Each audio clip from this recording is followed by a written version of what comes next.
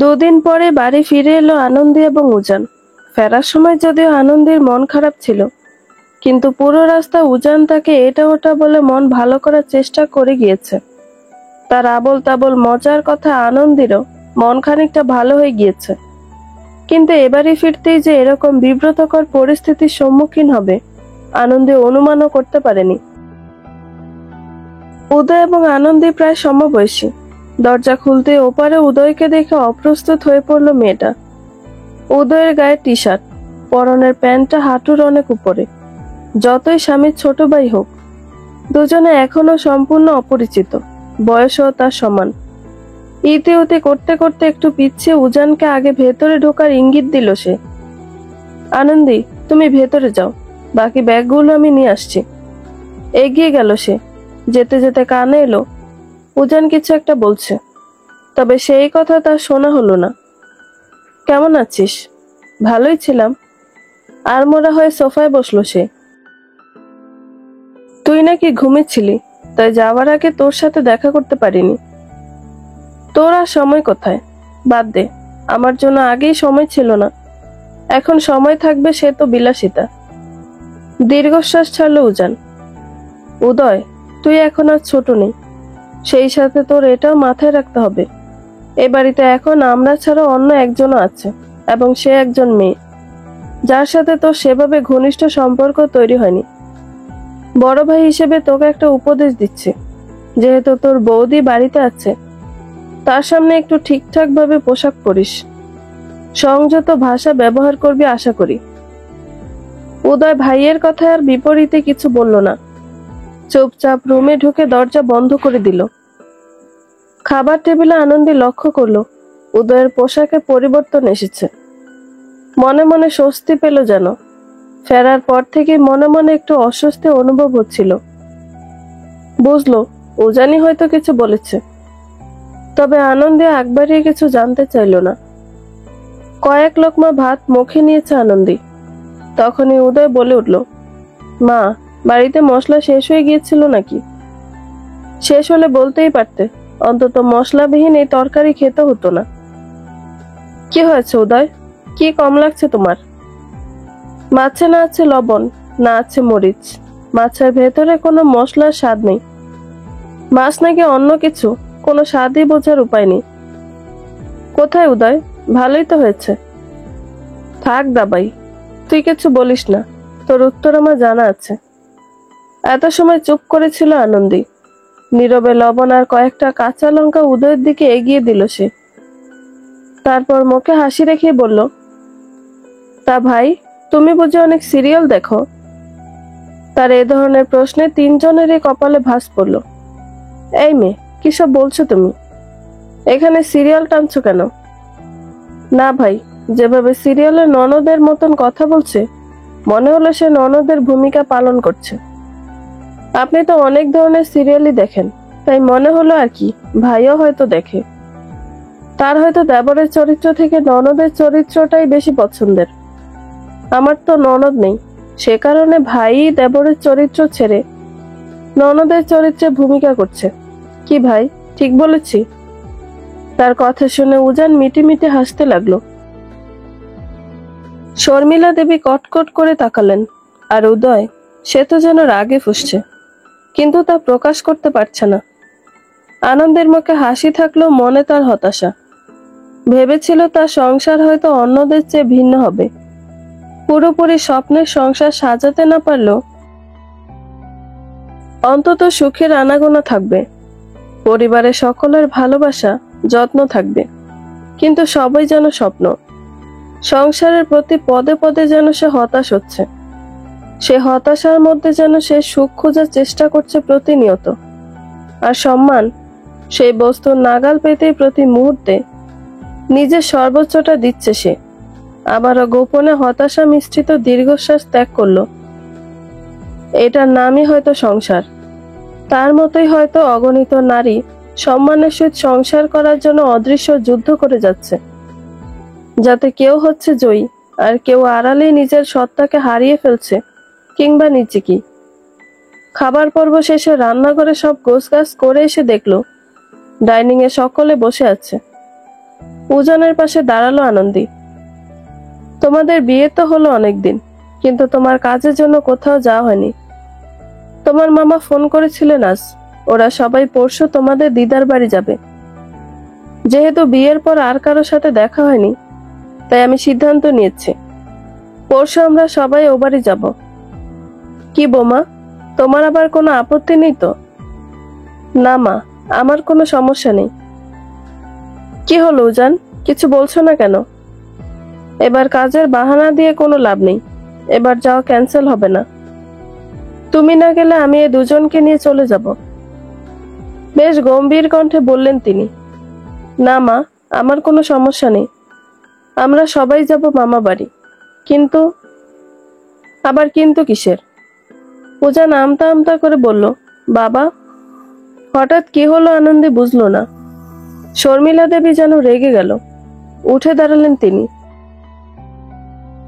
রাগি রাগি কণ্ঠে আদেশ দিলেন, সবাই ঘুমাতে যাও, কালকের মধ্যে ব্যাগপত্র গুছিয়ে ফেলবে।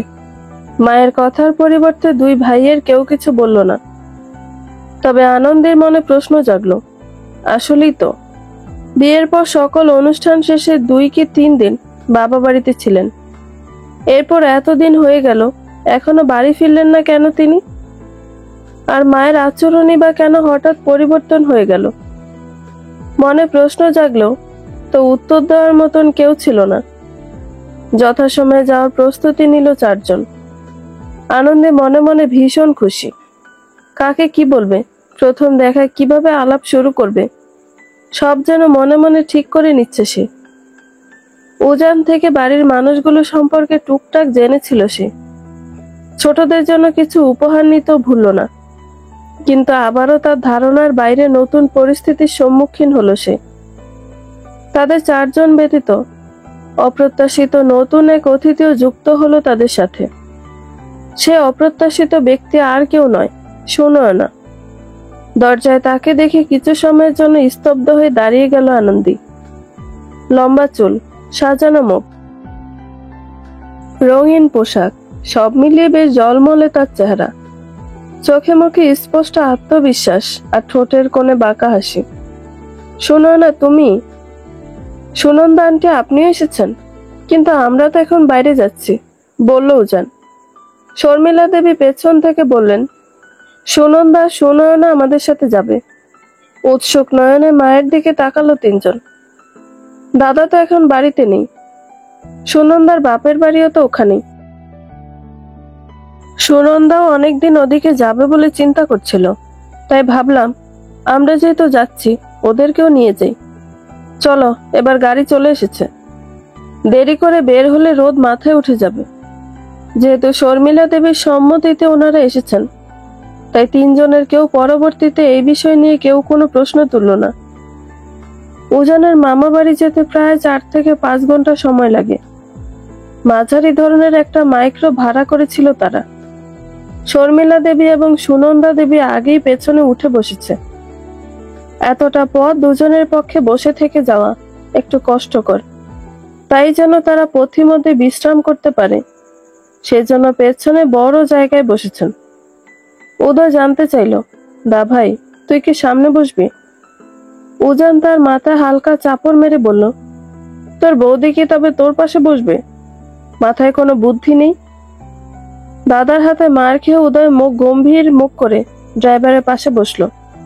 তাদের কথার মাঝে সুনয়না কখন জানি ভেতরে বসে পড়েছে। উজান ও আনন্দী বসতে গিয়ে দেখলো সুনয়না একেবারে মাঝ বরাবর বসেছে। উজান দা এসো, এখানে বসো। হাতের ইশারায় নিজের পাশে ইঙ্গিত করলো সে। আনন্দে যেন অবাক না হয়ে পারল না। উজান ইতি উতি করতে লাগলো। সময় নষ্ট না করে আনন্দে উঠে বসলো। সুনয়না তুমি আরেকটু ওদিকে যাও, এতটা পথ জানলার পাশে না বসলে অস্বস্তি লাগতে পারে। তার উপর তুমি যে ভারী জামা পরেছ, মাঝে বসলে তোমার শরীর খারাপ করবে। তুমি বরং জানালার পাশেই বসো।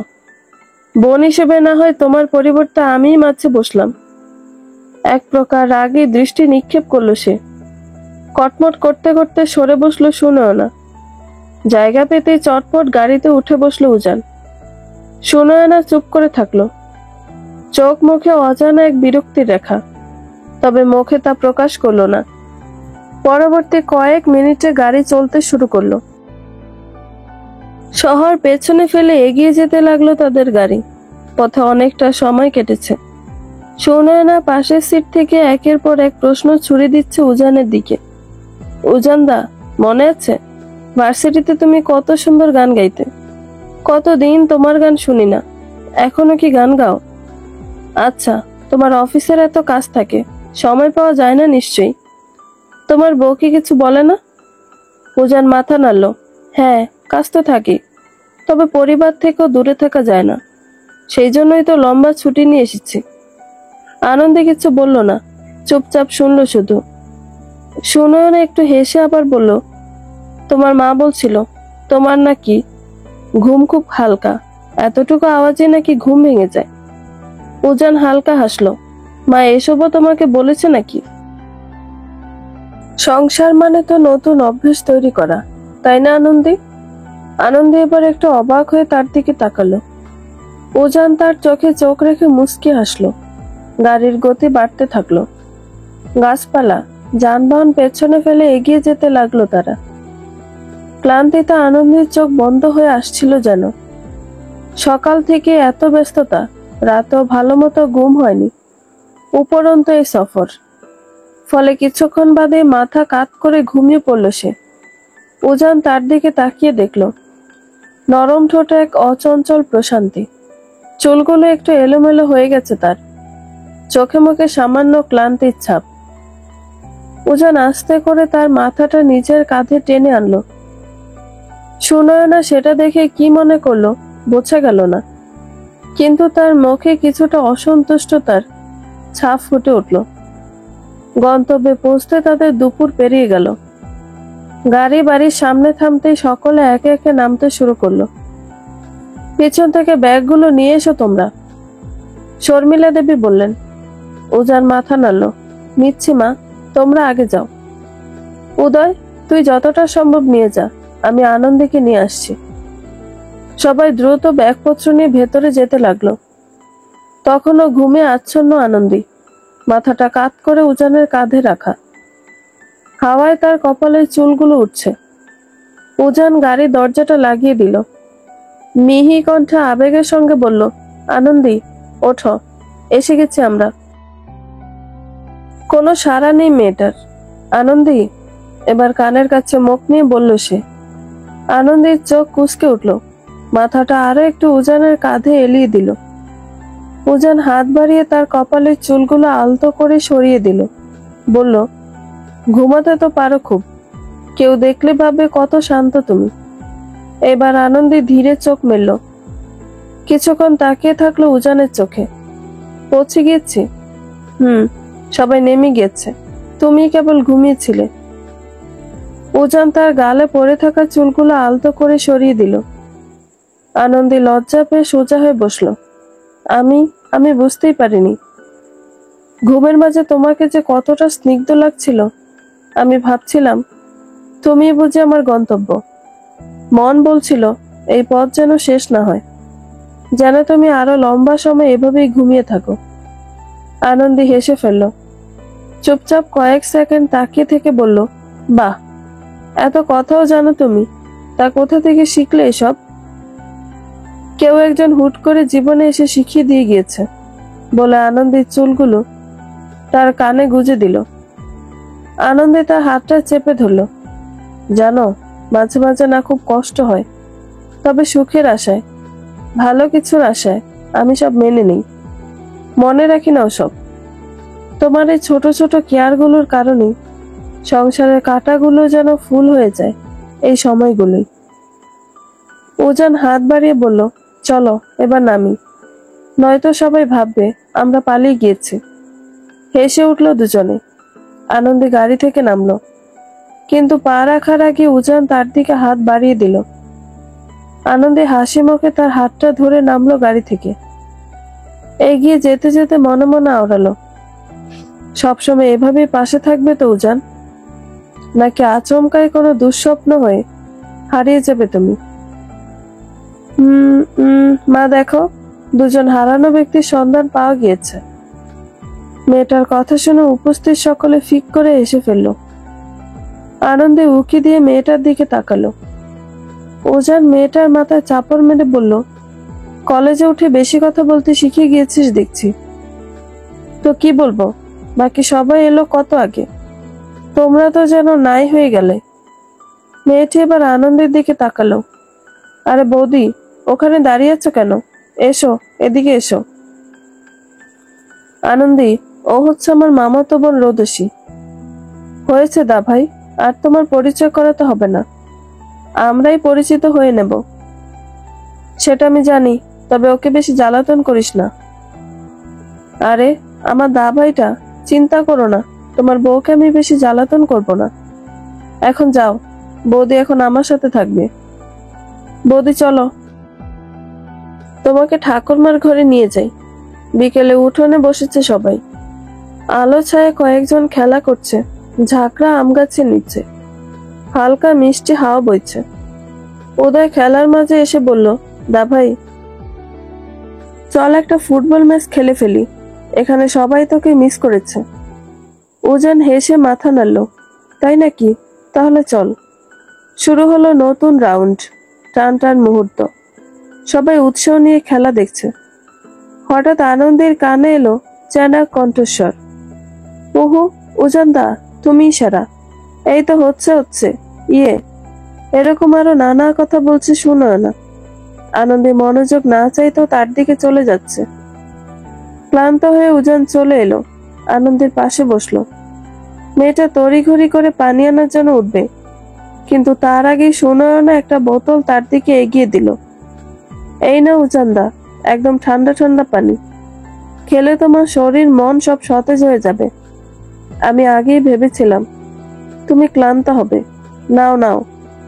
বলেই বোতলটা এগিয়ে দিল সুনয়না। উজান একটু অবাক হলো, সৌজন্যতা রেখে নিল পানির বোতলটা। আনন্দে একপাশে দাঁড়িয়ে নির্বিকার দৃষ্টিতে তাদের কাজকর্ম দেখছে। সে যেন কিছু বলার মতো শব্দ খুঁজে পাচ্ছিল না, কিন্তু ভেতরে কিছু অনুভব হচ্ছিল, একটা চাপা অস্বস্তি। পানি পান শেষে উজান হালকা হাসলো, ধন্যবাদ। সুনয়না যেন সুযোগের সদ্ব্যবহার করলো, কণ্ঠটা যেন একটু উঁচু করে বলল, উজানদা, তোমার মতো ছেলে এখন আর হয় না। এত ভালো খেলো, আবার একদম ভদ্র শান্ত। জানো, আগে যখন একসাথে খেলতাম তখন তো সবাই তোমার ফ্যান ছিল। উজান একটু অপ্রস্তুত ভাবে হেসে বলল, এত প্রশংসা শুনলে তো লজ্জাই লাগবে। সুনয়না কথা চালিয়ে গেল, এই কথাতেই লজ্জা পেয়ে গেলে? তুমি তো এতদিন পাশে কাউকে ঘেঁষতে দিতে না। জানো, আগে যখন আমরা পাশাপাশি বাড়িতে থাকতাম তখন সবার মনে হতো আমি আর উজানদা বুঝি। একটা অদ্ভুত হাসি দিয়ে থেমে গেল সে। তুমি মেয়ে খুব ভাগ্যবতী, তোমার মতো মেয়ে উজানকে বিয়ে করতে পেরেছে। আনন্দে ঠোঁটের কোণে সামান্য হাসি এলো, কিন্তু চোখে ঝলসে উঠল কঠিন কিছু। ভাগ্যবতী কিনা জানি না, তবে ভাগ্য পরীক্ষার সময় বোঝা যায় কে কোথায় দাঁড়িয়ে আছে। নরম অথচ তীক্ষ্ণ স্বরে বলল সে। একটু বাদে খেলা শেষ হয়ে গেলে উজান কয়েকজন পুরনো বন্ধুর সঙ্গে গল্প করতে চলে গেল। আনন্দে একা দাঁড়িয়েছিল একটা গাছের নিচে। বৌদি, নিচু গলায় বলল রোদসী, একটা কথা বলবো? হ্যাঁ বলো, শান্তভাবে বলল আনন্দী। আমি না চাইতেও সব দেখছি, তুমি তো ওকে আগে দেখোনি, তাই সেভাবে তাকে জানো না। সুনয়নাদি অনেক জেদি, কিছুটা বেপরোয়া টাইপ। ও নিজের মন যা বলে তাই করে, বাকিদের কথা কখনোই ভাবে না। অন্যের কাছে যেন সে নিচু হতে চায় না কখনো। ওর থেকে সাবধানে থেকো। কিন্তু একসময় বিয়ের কথা উঠেছিল, প্রথমে উজানদার বাবা, পরে উজানদা রাজি হয়নি বলে ও খুব রাগ করেছিল তখন। এখনো হয়তো সেটা ভুলতে পারেনি, ভেতরে ভেতরে জেদ চেপে আছে। মাঝে মাঝে ওর চোখে মুখে এমন কিছু ইঙ্গিত থাকে যেটা খুবই অস্বস্তিকর। সাবধানে থেকো বৌদি। সম্পর্কের মাঝে ছোট ছোট ছায়াও একসময় অন্ধকার হয়ে দাঁড়ায়। আনন্দে কিছুক্ষণ চুপ করে রইল, তারপর বলল, আমিও কিছুটা অনুভব করেছি, তবে আমি বিশ্বাস করি সম্পর্কের ভিত যদি মজবুত হয় তাহলে বাইরে থেকে কিছু এসে তা ভাঙতে পারে না। রোদসী হালকা হাসলো। তা ঠিক, কিন্তু সম্পর্কের জানালাগুলো যদি খোলা থাকে তবে ঝড় আসতেই পারে। সন্ধ্যা ঘনিয়ে এসেছে, সবাই তখন চা নাস্তায় ব্যস্ত। আনন্দে বারান্দায় দাঁড়িয়ে আকাশ দেখছিল। হালকা বাতাসে উঠছিল তার আঁচল। হঠাৎ উজান এলো পাশে। ক্লান্ত লাগছে জিজ্ঞেস করলো সে। আনন্দে হালকা এসে বলল, একটু তো বটে, তবে জায়গাটা ভালো লেগেছে। শহরের মতো কোলাহল নেই, শান্ত নিরিবিলি। আনন্দে তাকালো তার দিকে। উজান তা দেখে বলল, তুমি এমন ভাবে দেখছো মনে হয় আমি কোথাও হারিয়ে যাব। আনন্দে হেসে বলল, হারিয়ে যাওয়ার ভয়টা থেকেই যায় উজান, জীবনের সবটুকু নিশ্চিত নয় তো। কথাটা শুনে উজানের মুখে একটু অচেনা গম্ভীরতা ফুটে উঠল। আনন্দে আর কিছু বলল না। রাত গভীর হতে লাগলো। ইতোমধ্যে সবাই ঘুমিয়ে গিয়েছে। আনন্দের ঘুম আসছে না। নতুন জায়গা, নতুন পরিবেশ, মনের ভিতর যেন অদ্ভুত অনুভূতি হচ্ছে। সময় দেখার জন্য ফোন খুঁজতে লাগলো সে। হাতের কাছে উজানের ফোনটা পেল।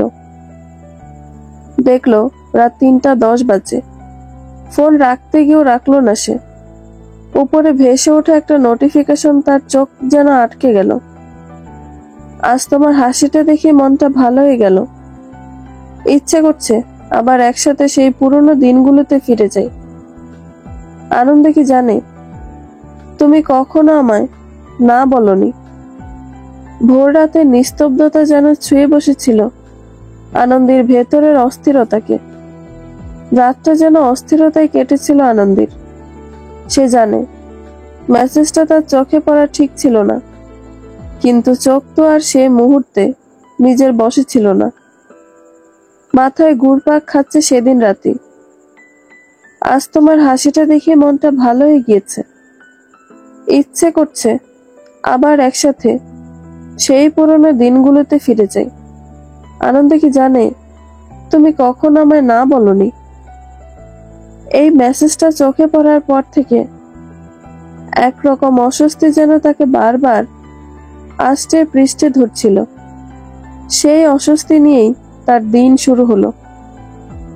সকালে চায়ের কাপ হাতে আনন্দে ধীরে ধীরে গেল ঘরে।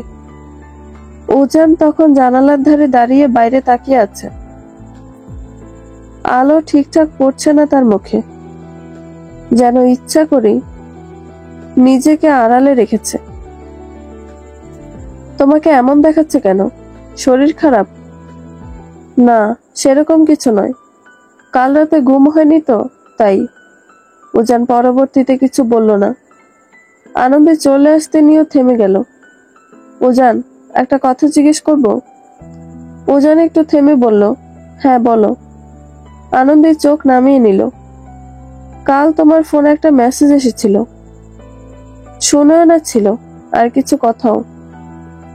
উজান এবার ঘুরে তাকালো, কিন্তু মুখে যেন হাসি নেই। তুমি আমার ফোন দেখেছিলে? না, মানে ঘুম আসছিল না, সময় দেখেছিলাম, তখনই চোখে পড়ে গিয়েছিল। উজান শান্ত কণ্ঠে বলল, ও কিছু না, ছোট মানুষ, আবেগে হয়তো কিছু লিখেছে। তুমি তো জানোই ওকে আমরা আগে থেকে চিনি, পুরনো পরিচয়। আনন্দে যেন স্বর কঠিন করে বলল, আবেগ না অভ্যেস? পুরনো সম্পর্কগুলো এভাবে ফিরে আসে নাকি? তুমি নাকি তাকে কখনো না বলনি, এর অর্থ কি উজান? উজান হালকা হাসলো। এই লাইনটা খুব নাটকীয় শোনায়, তাই না? হ্যাঁ, এটা সত্যি। আমি তো কিছু বলিনি ওকে কখনো, এমনকি ওর সঙ্গে আমার কোনো সম্পর্ক ছিলও না।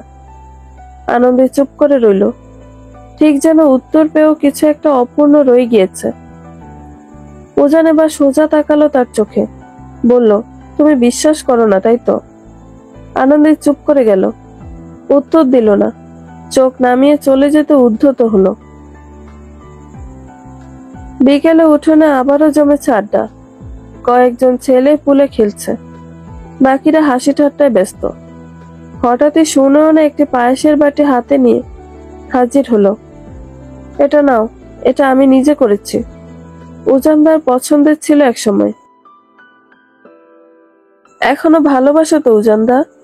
উজান হালকা হাসলো, একটু বিব্রত দেখালো। তুমি এখনো মনে রেখেছো? তোমার সবকিছু মনে আছে, বলে এক ঝলক তাকালো আনন্দের দিকে। আনন্দে ঠান্ডা গলায় বলল, তোমার স্মৃতিশক্তি তো বেশ ভালো দেখছি। সুনয়না হাসলো, যা সত্যি তা কি কখনো ভুলে যাওয়া যায়? ও মা, তুমি বুঝি জানো না উজানদা পায়েস পছন্দ করে? তোমাকে বলেনি বুঝি? উজান এবার থামিয়ে দিতে চাইলো, বলল, সুনয়না, এসব বলে পরিবেশের ভাবটা পরিবর্তন করো না। রোদসী আনন্দের পাশেই দাঁড়িয়েছিল। হঠাৎ পাশে এসে ফিসফিস করে বলল, দেখেছো কিভাবে বারবার স্মৃতির নাম করে আগের জিনিস টেনে আনছে? আনন্দে একটু বিরক্ত হয়ে বলল, হয়তো পূর্ব পরিচিত, তাই মনে রেখেছে। রোদেশী যেন ঠোঁট চেপে হাসলো, হয়তো, কিন্তু তার জন্য এতটা অভিনয় দরকার পড়ে? সুনয়না কিন্তু থেমে থাকলো না। সে শান্ত গলায় বলল, আমি শুধু বলছি, ভালো লাগা, অভিমান, এসব তো সম্পর্কের মধ্যেই থাকা দরকার। এমনকি নাম না জানা সম্পর্কের মধ্যেও থাকে, তাই না আনন্দী? আনন্দী এবার তার চোখে চোখ রাখলো। থাকলেও তবে একতরফা অনুভূতির নাম সম্পর্ক নয়। সন্ধ্যায় সবাই ঘরে ব্যস্ত। আনন্দে একা বারান্দায় দাঁড়িয়েছিল। সে হঠাৎই দেখলো গাছের পাশে উদয় একা দাঁড়িয়ে সিগারেট ধরাচ্ছে, চোখে মুখে ক্লান্তি। অবাক হলো সে। উদয়, তুমি সিগারেট খাও? আচমকা আনন্দের স্বর শুনে চমকে উঠল ছেলেটা। না, মানে ওই আর কি, মাঝে মাঝে। বাড়িতে জানে? উসকুস করতে লাগলো সে। ইতি উতি করে জবাব দিল, না। আনন্দে মুচকি হাসলো, আমি এখন কাউকে কিছু বলবো না, তবে বৌদি নয়, বোন হিসেবে পরামর্শ দেব, এসব বাজে অভ্যাস করো না। লুকিয়ে কিছু করার অভ্যেস একসময় স্বভাবে পরিণত হয়, তখন ভুল আর সোজা রাস্তার ফারাক ঘুচে যায়। উদয় মাথা নিচু করে রইল, কিছু বলল না, শুধু সিগারেটটা মাটিতে ফেলে পায়ে মুড়িয়ে চলে গেল ভেতরে। সন্ধ্যার পর উঠোনে আলো ঝলমল করছে। পাড়ার কয়েকজন এসে গল্প করছে। উজান হেসে গল্প করছে পুরনো বন্ধুদের সঙ্গে। আনন্দে একটু দূরে বসে চোখের কোণা দিয়ে উজান আর সুনয়নাকে লক্ষ্য করছে। সুনয়না কথা বলছে, মাঝে মাঝে উজানের দিকে তাকাচ্ছে। চোখে এমন কিছু ভাষা যা সহজে ধরা যায় না, কিন্তু বুঝে নিতে হয়। উজান কখনো চোখ নামিয়ে নিচ্ছে, কখনো হেসে উত্তর দিচ্ছে। রাতের খাবার শেষে সবাই ছাদে গিয়ে বসেছে। হালকা ঠান্ডা হাওয়া বইছে। উজান হঠাৎ একপাশে গিয়ে কারো সঙ্গে ফোনে কথা বলতে শুরু করলো। অনেকক্ষণ পরও যখন সে এলো না, আনন্দে চুপি চুপি উঠে তার দিকে গেল। দূর থেকে শুধু এটুকু কানে ভেসে এলো, না, ও কিছু জানে না। আমি সাবধান ছিলাম, কিন্তু আরো কিছু কথা ছিল, কিন্তু হাওয়ার সাথে তা ভেসে গেল। আনন্দের যেন গলা শুকিয়ে গিয়েছে। এক অজানা ভয়, এক অদ্ভুত প্রশ্নে থমকে দাঁড়ায় সে। সেদিন ছাদে অন্ধকারে শোনা সেই কথাগুলো এখনো আনন্দের কানে বাজছে। গলার কাটার মতন যেন তা আটকে রয়েছে। না, ও কিছু জানে না, আমি সাবধান ছিলাম। কিন্তু এর পরের কথাগুলো হাওয়ায় ভেসে গিয়েছিল, কিন্তু মনে অশান্তির ঘর বেঁধে গিয়েছিল স্থায়ীভাবে। এই ঘটনার একদিন পরে শহরে ফিরে এসেছে তারা। উজানের হাতে আর বেশি দিন ছুটিও নেই। তা ভেবে আনন্দের ভেতরে ভেতরে মন খারাপ হতে লাগলো। সকালে নাস্তা শেষে উজান বসলো মায়ের পাশে। ছেলের আমতা আমতা ভাব বুঝতে পেরে শর্মিলা দেবী জিজ্ঞেস করলেন, কি হলো উজান, কিছু বলবে? ওই আসলে মা। কি বলবে পরিষ্কার করে বলো তো? সরাসরি তার দিকে তাকিয়ে বললেন তিনি। মা, আমার তো ছুটি শেষের দিকে, এরপর আবার কখন আসা হয়। এত লম্বা ছুটি পরবর্তীতে আর নাও পেতে পারি, তাই আর কি। কথার মাঝে থেমে যাওয়াতে ওনার কপাল কুঁচকে গেল। চোখের ইশারায় সম্পূর্ণ কথা শেষ করার ইঙ্গিত দিলেন তিনি। আমি চাইছিলাম আনন্দকে নিয়ে কিছুদিন কোথাও ঘুরে আসব। বিয়ের পর তো আমাদের সেভাবে কোথাও যাওয়া হয়নি। কালকেই না আমরা তোমার মামার বাড়ি থেকে ঘুরে এলাম। মা, ওটাকে ফ্যামিলি ট্রিপ বলে। আমরা দুজন একা তো এখনো কোথাও যেতে পারিনি। এত এত ব্যস্ততার মাঝে বিয়ে, এতদিন পরেও নিজেদের ভালো মতো চেনারই সুযোগ পাইনি। তাই আমি সিদ্ধান্ত নিয়েছি পরশু আমি আর আনন্দে একা ছোট ট্রিপে যাব। এক নিঃশ্বাসে কথাগুলো বলে দম নিল উজান। বড় করে একটা শ্বাস নিল, যেন অনেক কষ্টে কথাগুলো বলেছে সে। বাহ উজান, তুমি তো বেশ বড় হয়ে গিয়েছো দেখছি, প্ল্যানও করে ফেলেছ, কিন্তু আমাকে একবারও জিজ্ঞেস করার প্রয়োজন মনে করলে না। অবশ্য এখন আমি কি তোমাদের কাছে আমার কোনোদিন কোনো মূল্য ছিল? ফাঁকা বাড়িতে আমি মরি বাঁচি, বাসি পচা খাবার খাই, কার কি? এত কষ্ট করে মানুষ করেছি বড় হয়ে এদিন দেখার জন্য। এজন্যই বোধহয় মানুষ বলে বড় হলে মেয়েরা অন্যের বাড়ি চলে যায় আর ছেলেরা কাছে থেকেও পর হয়ে যায়। মা, এরকম কেন বলছো? আমি কি এরকম কিছু বলেছি? তোর আর কিছু বলতে হবে না। বুঝি তো আমাকে এখন গলার কাটা লাগছে, আমার কথাগুলো বিষের মতন লাগছে। বুঝছি, আমি তোমাদের সব বুঝছি। উজান কি করবে যেন বুঝে উঠতে পারছে না। আনন্দী এতক্ষণ রুমের ভেতর থেকে সব শুনছিল। উজান তাকেও আগে বলেনি। প্রথম দিকের কথা শুনে বেশ খুশি হয়েছিল সে।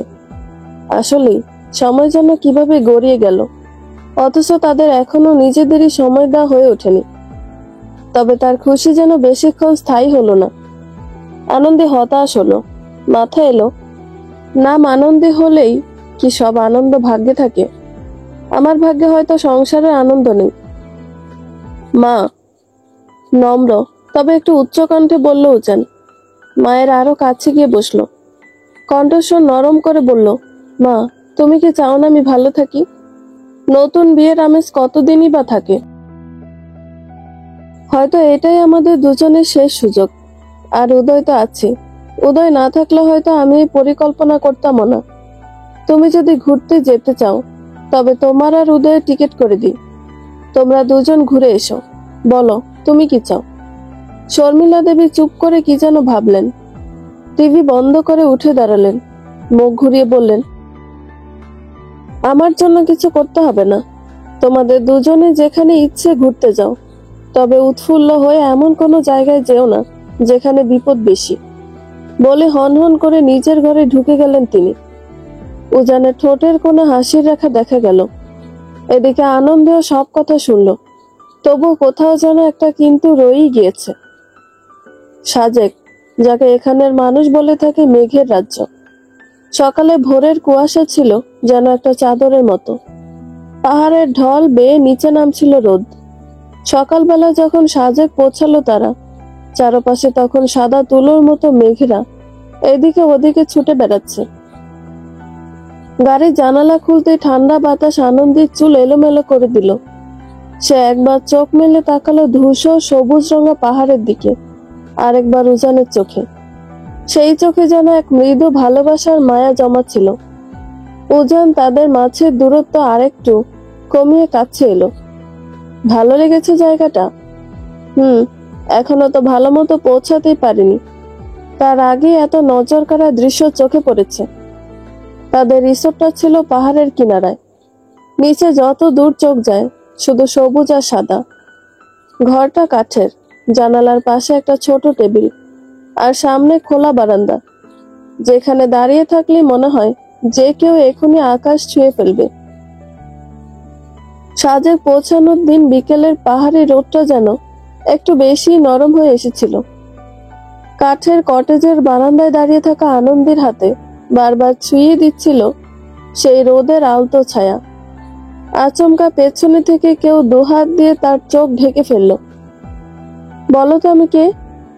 আনন্দে হেসে বলল, তুমি তো প্রতিদিন নতুন মানুষ হয়ে ওঠো, আজ আবার কে? উজান ওর কানে মুখ এনে বলল, আজ আমি শুধুই তোমার। আনন্দের সাথে সাথে সাজেকের রোদ আর হাওয়াও যেন এই কথা শুনে একটু থমকে দাঁড়ালো। কেঁপে উঠলো মেয়েটা। ওদের চোখের দিকে তাকিয়ে থাকলে যে কেউ বুঝে ফেলতো তাদের কাছে এই মুহূর্তের চেয়ে হয়তো শুদ্ধ আর কিছুই নেই। তাদের মাঝে কোনো কথা নেই, শুধু একে অপরের হাত ধরে আছে। মাঝে মাঝে একটু চোখাচোখি।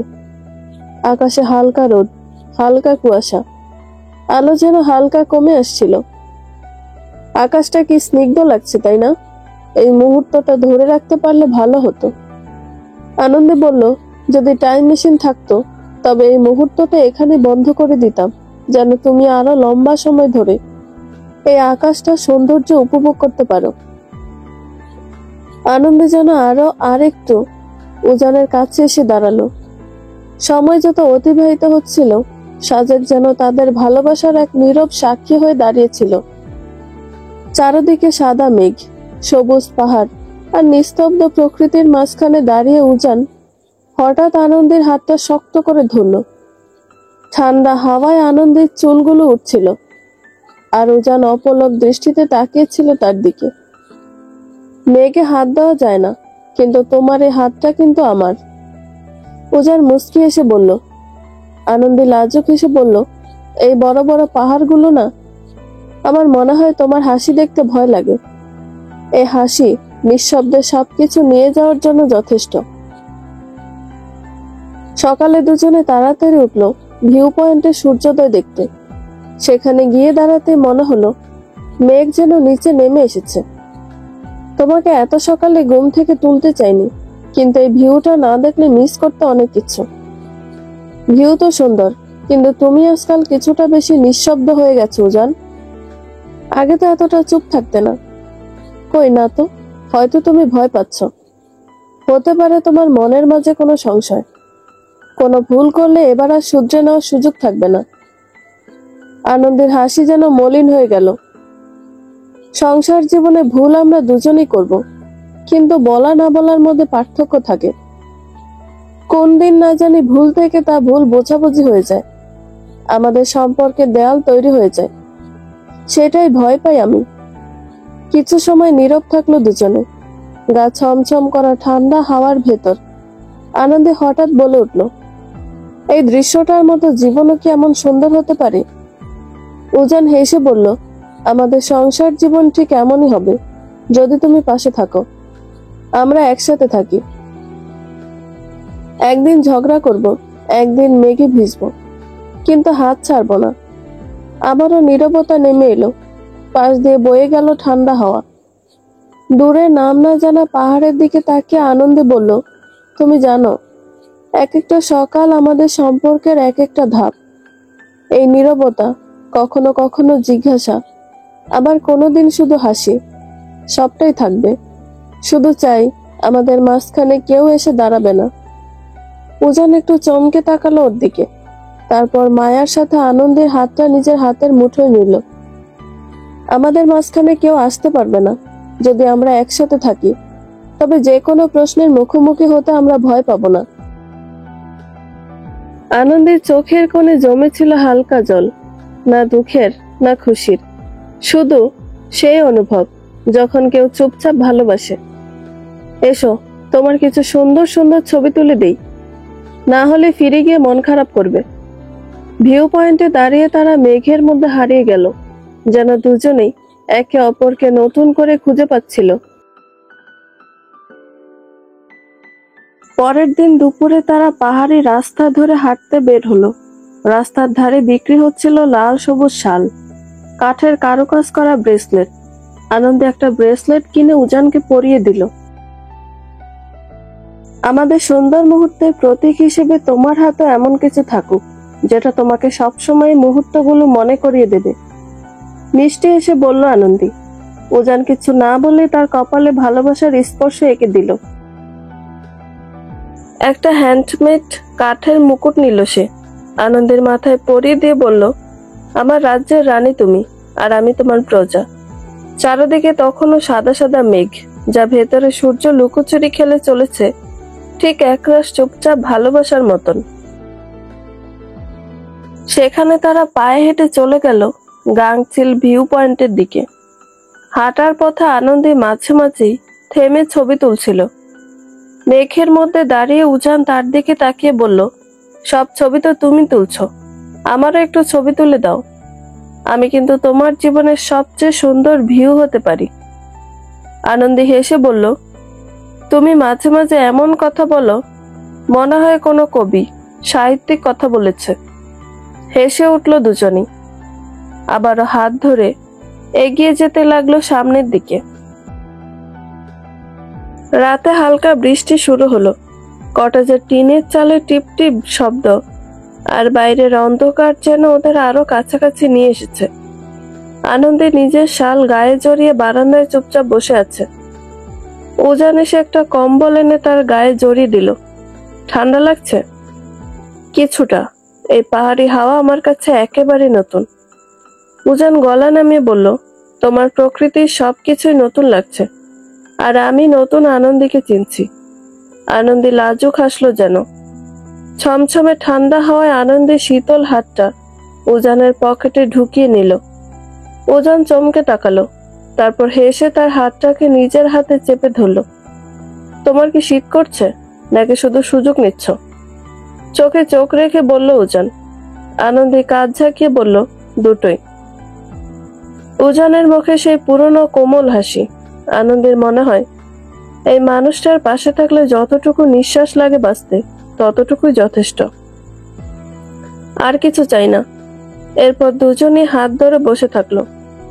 দূরের মেঘে বিজলির ঝলকানি দেখা যাচ্ছিল, কিন্তু তাদের ছোট্ট কটেজে যেন আশ্রয় খুঁজে পেয়েছিল ভালোবাসা। আচ্ছা, আনন্দে হঠাৎ বলল, তুমি যদি একদিন হারিয়ে যাও এই মেঘের দেশে। উজান চুপ করে ওর দিকে তাকিয়ে বলল, তাহলে তুমি কি খুঁজতে আসবে? সব পাহাড় ডিঙিয়ে চলে আসবো, কারণ আমি জানি তোমার চোখের চেয়ে গভীর আর কিছু নেই। সকালবেলা পাহাড়ের ঢাল বেয়ে নেমে আসে রোদের ঝিলিক। চারিদিকে সাদা মেঘ, যেন এক স্বপ্নপুরী। রিসোর্টের বারান্দায় দাঁড়িয়ে উজান আর আনন্দে নীরবে প্রকৃতির সৌন্দর্য উপভোগ করছিল।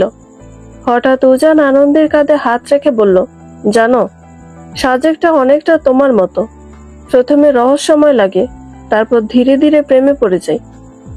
আনন্দের মুখে এক চিলতে হাসি ফুটে উঠল, কিন্তু তার চোখে ছিল চিন্তার ছায়া। তুমি এখন অনেক চুপচাপ হয়ে গেছো উজান, মনে হয় কিছু লুকাচ্ছ। উজান চোখ সরিয়ে বলল, সব সময় সব কথা বলা যায় না, কিন্তু তার মানে এই নয় আমি ভালোবাসি না। সন্ধ্যায় তারা হেলিপ্যাডে বসে সূর্য ডোবার দৃশ্য দেখছিল। তখন হঠাৎ আনন্দী বলল, জানো, মাঝে মাঝে খুব ভয় পাই। মনে হয় আমি তোমার ভালোবাসার যোগ্য না। উজান চমকে তাকালো।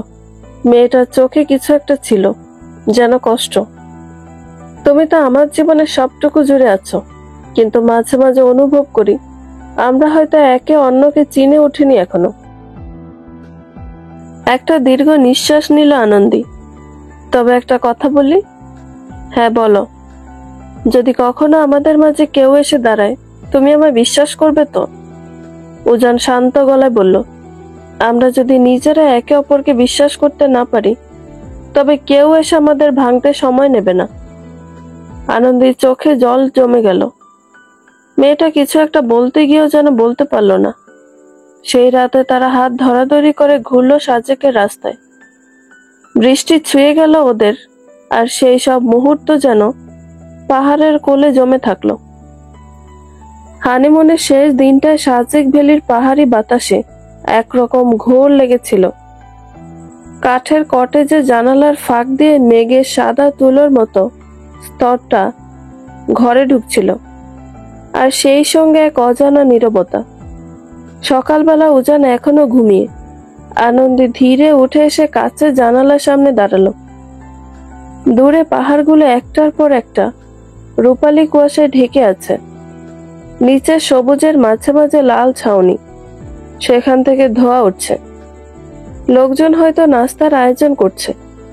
এই কয়দিন সাজেকে কাটানো সময়গুলো যেন কোনো স্বপ্নের মতোই ছিল। সকালে রুই ফলং পাহাড়ে হেঁটে যাওয়া, বিকেলে কংলাক পাহাড়ে মেঘে ভিজে বসে থাকা, আর রাতের আধারে শুধু একে অপরের চোখে চোখ রেখে বলা না বলা কিছু কথা।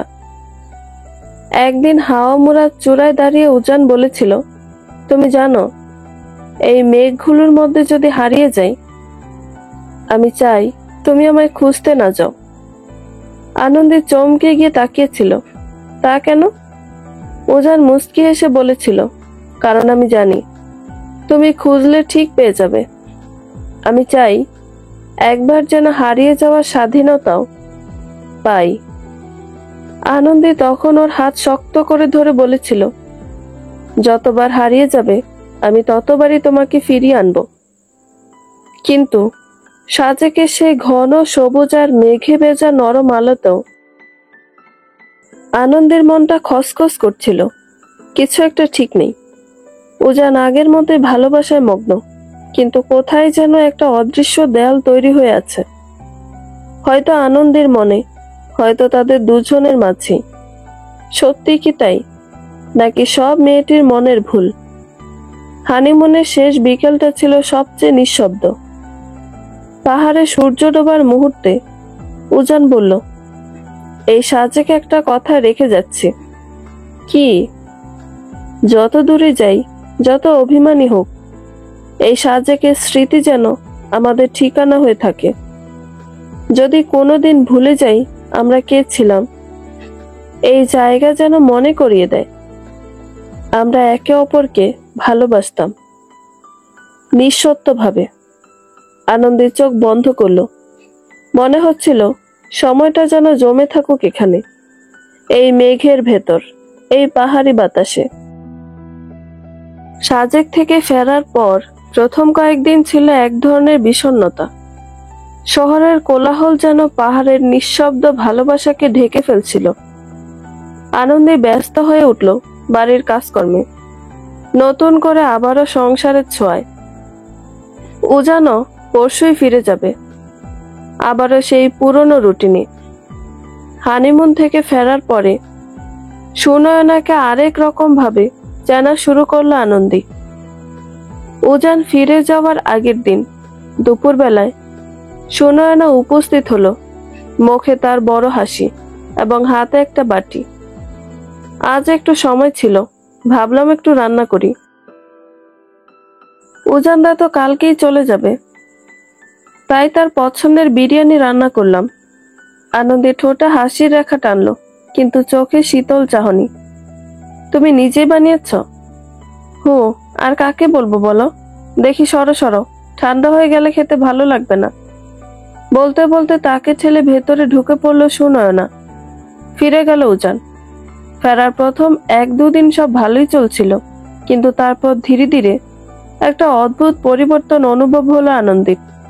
প্রায় সময় উজানের ফোন ব্যস্ত থাকে, রিসিভ করলো অল্প সময় কথা বলে কেটে দেয়। প্রায় সময় তাকে অনলাইনে অ্যাক্টিভ দেখা যায়, এমনকি মাঝরাতেও। ধীরে ধীরে তাদের মাঝে যেন আবার একটা অদৃশ্য দেয়াল তৈরি হচ্ছিল। প্রথম দিকে আনন্দী ভেবেছিল অফিসের চাপ, তাই আর কথা বাড়ায়নি।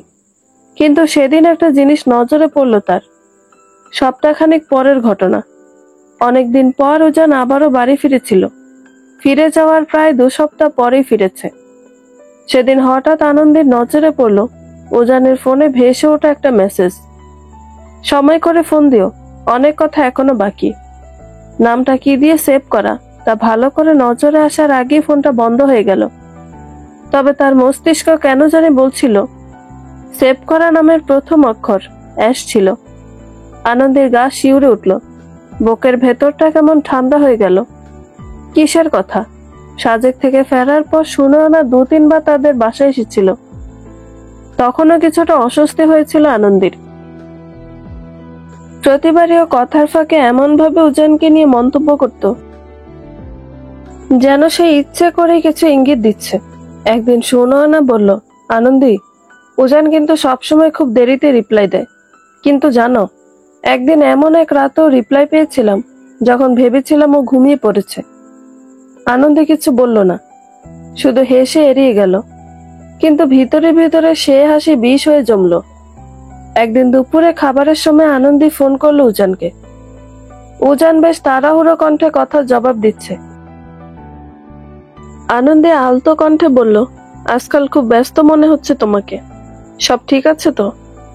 উজান আগের মতোই ব্যস্ত কণ্ঠে বলল, হ্যাঁ, একটা ক্লায়েন্টের কাজ চলছে, কিছু প্রেজেন্টেশন বানাতে হচ্ছে, বুঝতেই পারছো। আনন্দে চুপ করেছিল, কিন্তু তার মন যেন চুপ করতে চাইছে না।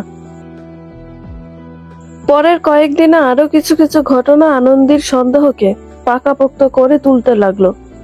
একদিন সন্ধ্যায় হঠাৎ সুনয়না এলো তাদের বাসায়। হাসি খুশি মুখে নানা গল্প করলো। কিন্তু আনন্দের কানে আটকে রইল শুধু এই কথাগুলো। উজানদা আগের মতোই আছে না?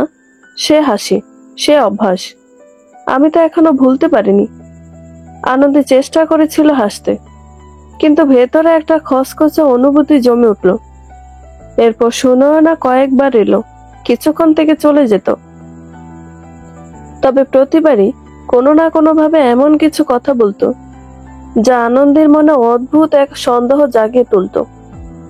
একদিন বলল, জানো আনন্দী, কিছু কিছু কথা মানুষ শুধু প্রিয় কাউকেই বলে, সব সম্পর্কের তো নাম থাকে না, তাই না? আনন্দী এবার আর চুপ করে থাকেনি। সব সম্পর্কের নাম না থাকলেও সীমা থাকা উচিত। কিছু কিছু ইঙ্গিত মানুষকে ভুল দিকেও নিয়ে যেতে পারে।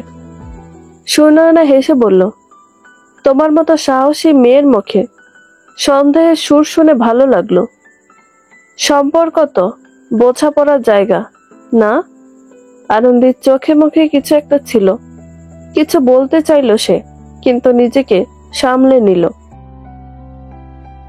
কিছুদিন পরের কথা, পান চিবোতে চিবোতে শর্মিলা দেবী উজানকে বললেন, তোমাদের ফোনে মধু আছে নাকি? আবার কি হলো মা? ফোন তোমাকে কিছু করেছে? তোমার বউ দেখি সারাদিন ফোনের দিকে তাকিয়ে থাকে, তুমিও বাড়ি ফিরলে দেখি ওই ফোনেই কুটকুট করো। কি সমস্যা তোমাদের? মা, ওসব কিছুই না, আমি একটু কাজে ব্যস্ত আছি। আর আনন্দীকে তো আমি ফোন চালাতে তেমন দেখলাম না, সারা দিনই তো এটা ওটা কাজ করে, না হয় পড়াশোনা করে। তুমি দেখবে কি করে? তোমার নিজের চোখই তো ফোনে আটকানো থাকে। উজান শুনল কিনা বোঝা গেল না, কোনো পরিবর্তনই দেখা গেল না তার মাঝে। স্থানীয় অনুষ্ঠানে সবাই জড়ো হয়েছে, ছোটখাটো উৎসব, কিছু সাংস্কৃতিক পরিবেশনা, গল্পগুজব। আনন্দে উজানের সাথে এসেছে। শর্মিলা দেবী নিজের পরিচিতদের সাথে গল্পে মশগুল। সুনয়নাও এসেছে, মেরুন রঙের শাড়ি, ঠোঁটে গাঢ় লিপস্টিক, চোখে কাজল। মিথ্যা নয়, সত্যি আজ তাকে বেশ সুন্দর লাগছিল। সুনয়না মঞ্চ থেকে নেমে এলো, বসলো উজানের সামনে থাকা চেয়ারটাতে, একেবারে মুখোমুখি। আমার পারফরমেন্স কেমন লেগেছে উজানদা? বরাবরের মতনই তোমার গানের গলা খুবই সুন্দর। আমি জানতাম তোমার ভালো লাগবে। আমার শাড়িটা সুন্দর না? তোমার পছন্দের রং পরেছে। বলতে বলতে শাড়িটা ঘুরিয়ে পেঁচিয়ে দেখাতে লাগলো। উজান হেসে বলল, শাড়িটা বেশ সুন্দর, কিন্তু আমার পছন্দের রং তো মেরুন নয়, বেগুনি। কিন্তু তুমিই তো। কিছু বলতে গিয়েও যেন থেমে গেল সে। তোমাদের সাজেক ট্রিপের ছবিগুলো অনেক সুন্দর ছিল। কটেজের বারান্দা থেকে বাইরের দৃশ্যটা তো একেবারেই চোখ আটকে যাওয়ার মতন। পাশ থেকে আরেকজন বলে উঠল, হ্যাঁ, আমিও উজানের প্রোফাইলে সাজেকের ছবি দেখলাম, কিন্তু শুনো না, তুমি এই ছবি কোথায় দেখলে? উজানের প্রোফাইলে তো দেখলাম না।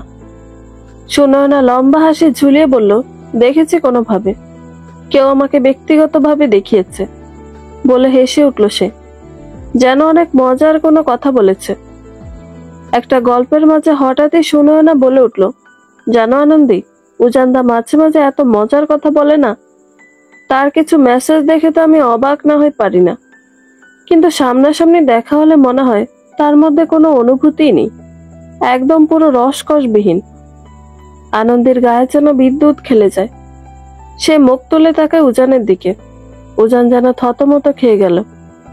আশেপাশে বসে থাকা কয়েকজন কিছুই বুঝতে না পেরে উৎসুক নয়নে তাকিয়ে রইল। উজান হালকা গলায় বলে, শোনো না, কোন আইডিয়ার কথা বলছো তুমি? আমি তো কখনোই তোমার সাথে ব্যক্তিগতভাবে কোনো কথা বলিনি। এক মুহূর্তের জন্য যেন থমকে গেল চারপাশ। ফিস ফিস শব্দ শোনা গেল চারিপাশ থেকে। উজানদা, তুমি তো বলেছিলে আমি যাই বলি না কেন তুমি কোনোদিন না বলবে না, তাই না? উজান আচমকাই উঠে দাঁড়ালো।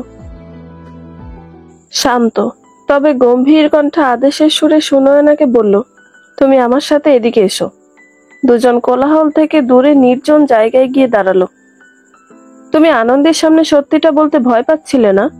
বলে হেসে গড়াগড়ি খেতে লাগলো মেয়েটি। উজান আগের মতনই গম্ভীর কণ্ঠে বলল, শোনো না, আমি সামনাসামনি কখনো তোমার সাথে বেশি কথা বলিনি, তাহলে মেসেজে কি করে এত রিপ্লাই দেব? মানে? তুমি না, তাহলে কে? অন্ধকারের মাঝে তাকালো উজান। বেরিয়ে এলো আনন্দী। চোখে মুখে অদ্ভুত এক চাপ। গুটি গুটি পায়ে উজানের সামনে এসে দাঁড়ালো। তাকে দেখে কপাল কুঁচকে এলো সুনয়নার। সত্যিটা বলবে এবার? আনন্দে আমতা আমতা করে বলতে লাগলো, ওই আইডিটা আমি খুলেছিলাম, উজানের নাম দিয়ে। সুনয়নার মুখ যেন ফ্যাকাশ হয়ে গেল। উজান আগের মতনই চুপচাপ দাঁড়িয়ে রইল।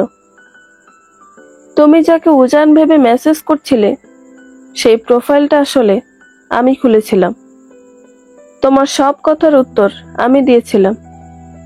উজান খানিকটা বিস্ময় নিয়ে বলল, তুমি এখনো চালিয়ে যাচ্ছ কথোপকথন? আনন্দী মাথা নিচু করে বলল, তুমি আগেই জেনে গেছো, তাই না? উজান বলল, আমি শুধু জানতাম তুমি একসময় খুলেছিলে, কিন্তু এখনো কথা বলছো সেটা জানতাম না।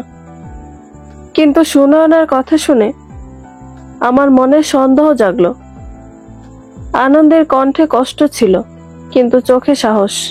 হ্যাঁ, আমি চালিয়েছিলাম, কারণ আমি জানতে চেয়েছিলাম তুমি সত্যি কি আজও কাউকে বিশেষ জায়গায় রেখেছ কিনা। আর সুনয়না, তোমার ইঙ্গিত, তোমার উপস্থিতি, সবকিছু এতটাই ঘনীভূত করে তুলেছিল পরিস্থিতিকে যে আমার মনে সন্দেহ জাগতে বাধ্য হয়েছিল। সুনয়না হালকা এসে বলল, বাহ, একে বললে নাটক। আমি তো ভেবেছিলাম তুমি আমায় ভালোবাসতে শুরু করেছো উজানদা। এখন দেখি তোমারই স্ত্রী তুমি হয়ে আমার সাথে অভিনয় করছিল। এমনকি তোমাদের একান্ত ট্রিপের দিনও আমার মেসেজে রিপ্লাই দিচ্ছিল। আনন্দের গলা কেঁপে উঠল। তোমার ভালোবাসা বলে কিছু ছিল না, শুধু নিজের ইগো মেটানোর খেলা ছিল। আর আমি চেয়েছিলাম তোমার সেই ইগোটাকে ভাঙতে। উজান এবার শান্ত কণ্ঠে বলল, সন্দেহের ভিতর ভালোবাসা বাঁচে না আনন্দী। তুমি আমার কাছে আসতে পারতে, জিজ্ঞেস করতে পারতে। আমি না হয় তোমাকে একটু কম সময় দিতে পারছিলাম, কিন্তু আমি কখনো তোমার প্রতি অবিশ্বস্ত ছিলাম না। আনন্দে এবার চোখ সরিয়ে নিল, কিন্তু চোখে জল জমে উঠেছে। সুনয়না এবার মুখ ঘুরিয়ে নিল। তোমার এই সাহসের জন্য সাধুবাদ জানাই। তুমি নিজের স্বামীর নামে ফেক আইডি খুলে আমায় প্রতারিত করেছ। তাহলে তুমি আর আমি একই জায়গায় দাঁড়িয়ে আছি। আনন্দী, সত্যটা লুকিয়ে রাখতে পারো, কিন্তু মনের ভয় কখনো ঢাকতে পারো না। সম্পর্ক যখন বিশ্বাসে ভর করে না, তখন তা ঠুনকো হয়ে যায়। কি অদ্ভুত খেলাটাই তুমি শুরু করেছিলে। এই কথাগুলো যেন ছিল নীল বিষের মতন আনন্দের জন্য। সে কখনোই ভাবতে পারেনি এভাবে সত্যিটা সামনে চলে আসবে। ঘরে ফেরার সময় দুজনেই চুপচাপ। গাড়ির মধ্যে শুধু সিট বেল্টের ক্লিক শব্দটা স্পষ্ট ছিল। সেই রাতে উজান আর আনন্দের মধ্যে অদৃশ্য তীব্র ঝড় বয়ে যায়। উজান বলল, তুমি কেন আমায় কিছু বললে না? কেন এত বড় একটা খেলা খেললে? আনন্দী বলল, খেলা করিনি, ভাঙা মন নিয়ে একটা প্রতিরক্ষার দেয়াল তুলেছিলাম। আমি ভেবেছিলাম তুমি ভেবেছিলে আমি মিথ্যা বলছি। বিশ্বাসটা এতটাই দুর্বল ছিল তোমার যে তুমি নিজেই ভুল পথে হাঁটছিলে। আমি ভুল করেছিলাম। আমার সন্দেহ, আমার আবেগ আমাকে ওখানে টেনেছে। তার থেকেও বেশি ছিল তোমাকে হারিয়ে ফেলার ভয়। যখন তুমি আমাকে সময় দিতে না, আমার মনে ভয় জেঁকে বসতো। মনে হয়তো তুমি বুঝে ওর সাথে আছো, তাই আমি ওকে ব্যস্ত রাখতাম। কিন্তু বিশ্বাস করো, আমি ভালোবাসি বলেই। উজানের চোখেও তখন জল, তবে কণ্ঠে ক্লান্তি। আমরা সাজেকে কথা দিয়েছিলাম যে মেঘের মাঝে হারিয়ে যাব, কিন্তু একে অপরকে হারাবো না। কিন্তু আজ আমি তো তোমার চোখে খুঁজেই পাচ্ছি না আমার সেই মানুষটাকে। তুমি আমাকে কখনোই বিশ্বাস করনি। বিশ্বাস কোনো জন্মগত বিষয় না উজান, সেটা তৈরি হয়, ভাঙেও আবার। তুমি কি সত্যিই বলতে পারো তুমি কোনো ইঙ্গিত দাওনি তাকে? কখনো কি আমার সন্দেহ না হওয়ার মতন পরিষ্কার উত্তর দিয়েছ? উজান কিছু বলল না। আনন্দী নিচু গলায় বলল, তুমি আমায় একটুখানি সময় দাও, হয়তো আমি আবার নিজেকে খুঁজে পাবো, আমাদের খুঁজে পাবো। চুপচাপ দাঁড়িয়ে রইল দুজন। উজান বলল, তবে কথা দাও, ভবিষ্যতে সন্দেহ তুমি কোনো কিছুর নিজের ভেতর লুকিয়ে না রাখিয়ে আমায় জানাবে। সন্দেহ আমাদের মাঝে নিজের জায়গা করে নেওয়ার আগে তুমি আমাকে বলবে। আমরা দুজনই মানুষ, ভুল হবেই, কিন্তু যদি ঠিকঠাক কথা বলি তাহলে হয়তো সেই ভুলে বিভ্রান্তি আসবে না। আনন্দী তার হাত ধরে কাঁধে মাথা রাখলো।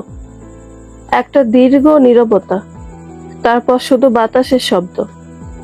সাজেকে সেই সকালের মতো ঠান্ডা হাওয়াটা আবার কেমন যেন বুকের ভেতর দিয়ে চলে গেল। আনন্দী জানে সম্পর্ক মানে নিখুঁত হওয়া নয়, বরং সে হয়তো একটু বেশি ঝুঁকিপূর্ণ, কিন্তু তার ভেতরে লুকিয়ে থাকে এক গভীর সত্য, এক অনিমেষ টান, একটা অসম্পূর্ণ বিশ্বাস, কিছু ভুল শব্দ আর একটা ভাঙা মুহূর্ত নিয়ে রাতটা শেষ হলো। সকালে রোদ গাল ছুঁয়ে গেছে, ঘর জুড়ে একটা থমথমে পরিবেশ।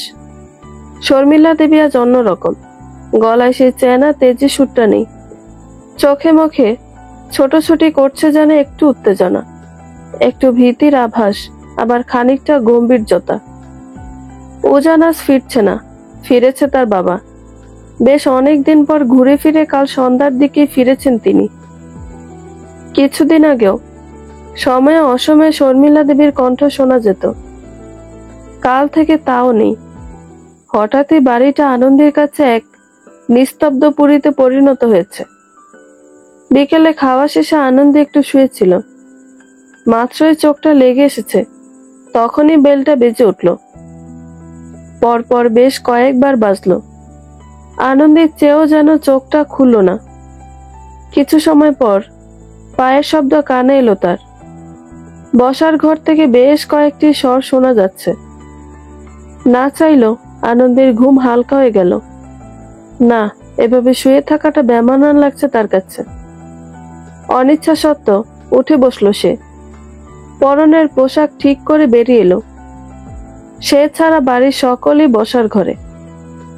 সোফায় একজন অচেনা মধ্যবয়স্ক মহিলা বসে আছেন। আনন্দী ধীর পায়ে এগিয়ে এলো। এটাই আমাদের উজানের বউ নাকি? বাড়িতে অতিথি এসেছে, আর বাড়ির বউ এত সময় পরে এলো। মা, উনি কে? মিনমিন করে জিজ্ঞেস করলো আনন্দী। তোমার পিসি শাশুড়ি, পুষ্প। শাশুড়ির সাথে এত কি ফিসফিস করছো বউ? সলা পরামর্শ শেষ হলে এদিকে এসো। আনন্দে এগিয়ে এলো। পুষ্প পিসি পা দুখানা বাড়িয়ে দিয়ে ইঙ্গিত দিলেন। বড়দের যে পা ধরে প্রণাম করতে হয়, কেউ শেখায়নি তোমাকে? আনন্দী দ্রুত ওনার পা ছুঁয়ে প্রণাম করলো। একই পোশাক তোমার, শাড়ি কোথায়? মাথার ঘুমটাও তো ঠিক মতো দাওনি।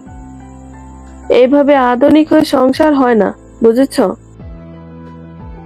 সৌজন্য রাখতে হয় ঘরের বউকে। অবশ্য কাকেই বা বলছি? সংসারে করতে ঠিক না থাকলে ঘরের মানুষ কি আর ঠিক থাকে? আনন্দে একটু থমকে গেল, মুখে কিছু বলল না। কিন্তু শর্মিলা দেবী কঠিন দৃষ্টিতে তাকালেন, যেন এখনই তাকে ঝলসে দেবে। এই পুরো সময় উদয় এবং তাদের বাবা নীরব দর্শকের ভূমিকা পালন করে গিয়েছে। সেই বিকেলে আর আনন্দের বিশ্রাম না হলো না। শর্মিলা দেবীর হাতে হাতে বিভিন্ন কাজ করতে লাগলো। পুষ্পা দেবী একের পর এক আদেশসূচক কথা বলেই চলেছেন। এই কাপগুলো পাল্টাও, এই পর্দার রং একদম চোখে লাগছে, এই সপ্তাহে পাল্টে ফেলবে। সোফার কভারও কিরকম, একদম রুচি নেই দেখছি তোমাদের, ইত্যাদি ইত্যাদি। আনন্দে ধীরে ধীরে সব কাজ করতে লাগলো। এক সময় ঘর থেকে সে শুনতে পেল পিসি শর্মিলা দেবীকে বলছেন, শোনো বউ, আজকালকার মেয়েগুলো ধৈর্য কম, একটু কিছু বললেই মুখ ভার করে, একদম সব মেনে নেবে না, ছাড় দিও না। ছেলের ঘরে বউ এলে মা যেন তার জায়গা না হারায়, ওদের চোখে চোখে রাখতে হয়, নইলে পরে পস্তাতে হবে। তোমার সাথে সাথে আমার ভাইটাও তখন ঘরদোর হারা হবে। রান্নাঘরের কোণে দাঁড়িয়ে আনন্দী নিঃশব্দে সব শুনছিল। আজ তার মনে হচ্ছিল সে বাড়ির একটা অংশ হলেও যেন আবারও সব অচেনা হয়ে যাচ্ছে, যেন কেউ একা করে দিচ্ছে তাকে ধীরে ধীরে। তবে আনন্দী ভেবেছিল শর্মিলা দেবীও নিজের ননদের সাথে সায় দেবেন, কিন্তু উনি যেন আজ নীরব রইলেন, প্রতি উত্তরে কিচ্ছুটি বললেন না। আজ সন্ধ্যার পূজা পুষ্প পিষিয়ে দিলেন। শর্মিলা দেবী এবং আনন্দী ওনার পাশে বসে এটা ওটা এগিয়ে দিল। পূজা শেষে শর্মিলা দেবী রান্নাঘরের দিকে যাচ্ছিলেন। আনন্দী এগিয়ে এসে বলল, মা, আমি নাস্তা বানিয়ে দিচ্ছি, আপনি একটু বিশ্রাম নিন। পেছন থেকে পুষ্প পিসির কণ্ঠ ভেসে এলো, না না, ওর হাতে চা দিলে আবার স্বাদ থাকবে না। এখনকার মেয়েরা তো চায়ও ইনস্টাগ্রামের ফিল্টার মেশায়। আনন্দী স্থির চোখে তাকিয়ে রইল। শর্মিলা কিছু না বলেই পেছন ঘুরে গেলেন। চা, পিসিমা। কাপ হাতে এগিয়ে দিল আনন্দী। তোমাকে না বলেছি আমি বউয়ের হাতে চা খাবো? আমি বানাইনি পিসিমা, মাই বানিয়েছে, আমি নিয়ে এলাম শুধু। পুষ্পা দেবী চায়ের কাপটা নিয়ে বললেন, তুমি এই চায়ের মতো গরম গরম আচরণ করো কিনা কে জানি, তবে কাপটা তো সুন্দর। অবশ্য আমার ভাইয়ের কেনা বলে কথা। কি জানি বাবা, বউ চা বানানো ভুলে গিয়েছে কিনা, বলা যায় না, কারো কোনো বিশ্বাস নেই। আনন্দে আর চোখে দেখলো বেশ আয়েশ করেই চা পান করছেন তিনি। সে যাবে না দাঁড়াবে এই ভাবনার মাঝে পুষ্পা দেবী প্রশ্ন করলেন, তোমরা সাজে গেছিলে না? কি দরকার ছিল এত ঘোরাঘুরির? সংসারটা নতুন, আগে একটু গুছিয়ে নাও। আনন্দে শান্ত গলায় বলল, আমরা একটু সময় কাটাতে চেয়েছিলাম। উজান তো খুব কম সময় থাকে, তাই ভেবেছিলাম একটু দূরে গিয়ে কিছু সময় নিজেরা উপভোগ করি।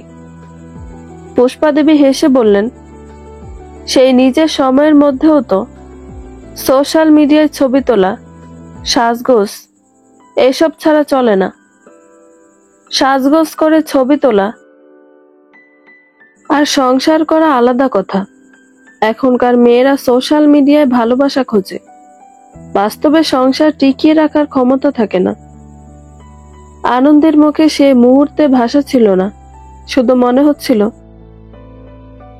তার ভুলটা কি ছিল, শুধুই একটু ভালোবাসা চাওয়া। শোনো মেয়ে, এখন থেকে একটু একটু টাকা জমানো শুরু করো, কম খরচ করো, ভবিষ্যতের বাচ্চার জন্য জমানো শুরু করো। আনন্দে আর সহ্য করতে না পেরে অজুহাত দিয়ে সেখান থেকে সরে গেল। বাড়িতে গরম গরম লুচি আর আলুর দম বানানো হচ্ছে। পুষ্প পিসি নাকি রাতে তাই খাবেন। আনন্দে রুটি বেলছিল। শর্মিলা দেবী ফিস ফিস করে তাকে বললেন, দিদির সামনে বেশি কথা বলবে না, পুষ্পাদি যা বলে তেমন করবে, বুঝেছ তো? আনন্দে মাথা নাড়িয়ে সম্মতি জানালো। ভিতরে ভিতরে সে অনুভব করছে আচমকা এ বাড়িতে পুষ্পা দেবীর ছায়া যেন একটা ভারী পাথরের মতো সবকিছুকে চেপে ধরেছে। উজানের বাবাকে দেখে আনন্দে ভালোই লাগছিল। মানুষটা হাসি খুশি, গল্পপ্রিয়, অনেকদিন পর ঘরে একটা প্রাণোচ্ছল গলা ফিরে এসেছে যেন। কিন্তু পুষ্প পিসির সামনে তিনিও যেন কেমন চুপচাপ হয়ে যান। কথার মাঝে বারবার বলেন, দিদি ঠিক বলেছে, ওর মতো অভিজ্ঞতা কার আছে? পুষ্পদেবী খানিকটা সিংহাসনে বসা রাজার মতোই সবার সামনে নিজের বিচার দিয়ে যাচ্ছেন। ডাইনিং টেবিলে বসে পুষ্পদেবী মুখ কুঁচকে বললেন, আলুর দমে ফোড়ন কম পড়েছে। কে রান্না করেছে? শর্মিলা দেবী একটু অপ্রস্তুত। আনন্দী করেছে। হো, বুঝেছি। এখনকার বউরা রান্না না, ফোন আর ফ্যাশন নিয়ে ব্যস্ত থাকে। রান্নার গন্ধেই বোঝা যায় কেমন বউ। তোমার গায়ে তো বউয়ের ঘরোয়া গন্ধটাই নেই। টিকবে তো সংসারে? আনন্দের গাল শক্ত হয়ে ওঠে। সে জবাব দেয় না, কিন্তু তার চোখে একটা চুপচাপ আগুন জ্বলে উঠেছে, তবে মুখে হাসি। খাবারের এক পর্যায়ে পুষ্পা দেবী বলেন, তা বউ, তুমি যে ছেলের বউকে এখনো নিজের কাছে বেঁধে রেখেছ, ছেলে থাকে 1 মাইল দূরে, এটা কোন সংসার? বউ তোমার ছেলের সাথে না থাকলে নাতি নাতনির মুখ তোমার আর দেখা হবে না এই জন্মে। আমাদের তো শেষ বয়সে বংশের বাতি দিলে, ছেলের বেলায় আবার তেমন করো না। আমরা বলেই সহ্য করেছিলাম, অন্য কেউ হলে সেই কবে বিদায় করে দিত। থামলেন তিনি। আলুর দম দিয়ে লুচি ছিঁড়ে খেলেন। এই নীরবতাটা টেবিলে একটা ভারী পরিবেশ তৈরি করেছিল। আনন্দী চোখ ঘুরিয়ে বাকি সবাইকে দেখল। তার মতো সবাই বেশ অপ্রস্তুত বোঝাই যাচ্ছে। আরো একবার শ্বশুরের দিকে তাকালো আনন্দী। তিনি নির্বিকারে খেয়েই চলেছেন, সম্পূর্ণ মনোযোগ তার প্লেটের দিকে, যেন এর থেকে গুরুত্বপূর্ণ আর কোনো কাজ নেই বর্তমানে। পুষ্পপিসি মুখের খাওয়া শেষ করে আবার বললেন, শোনো বউ, উজানকে বলবে ও যেন বাড়ির আশেপাশে চাকরি নেয়।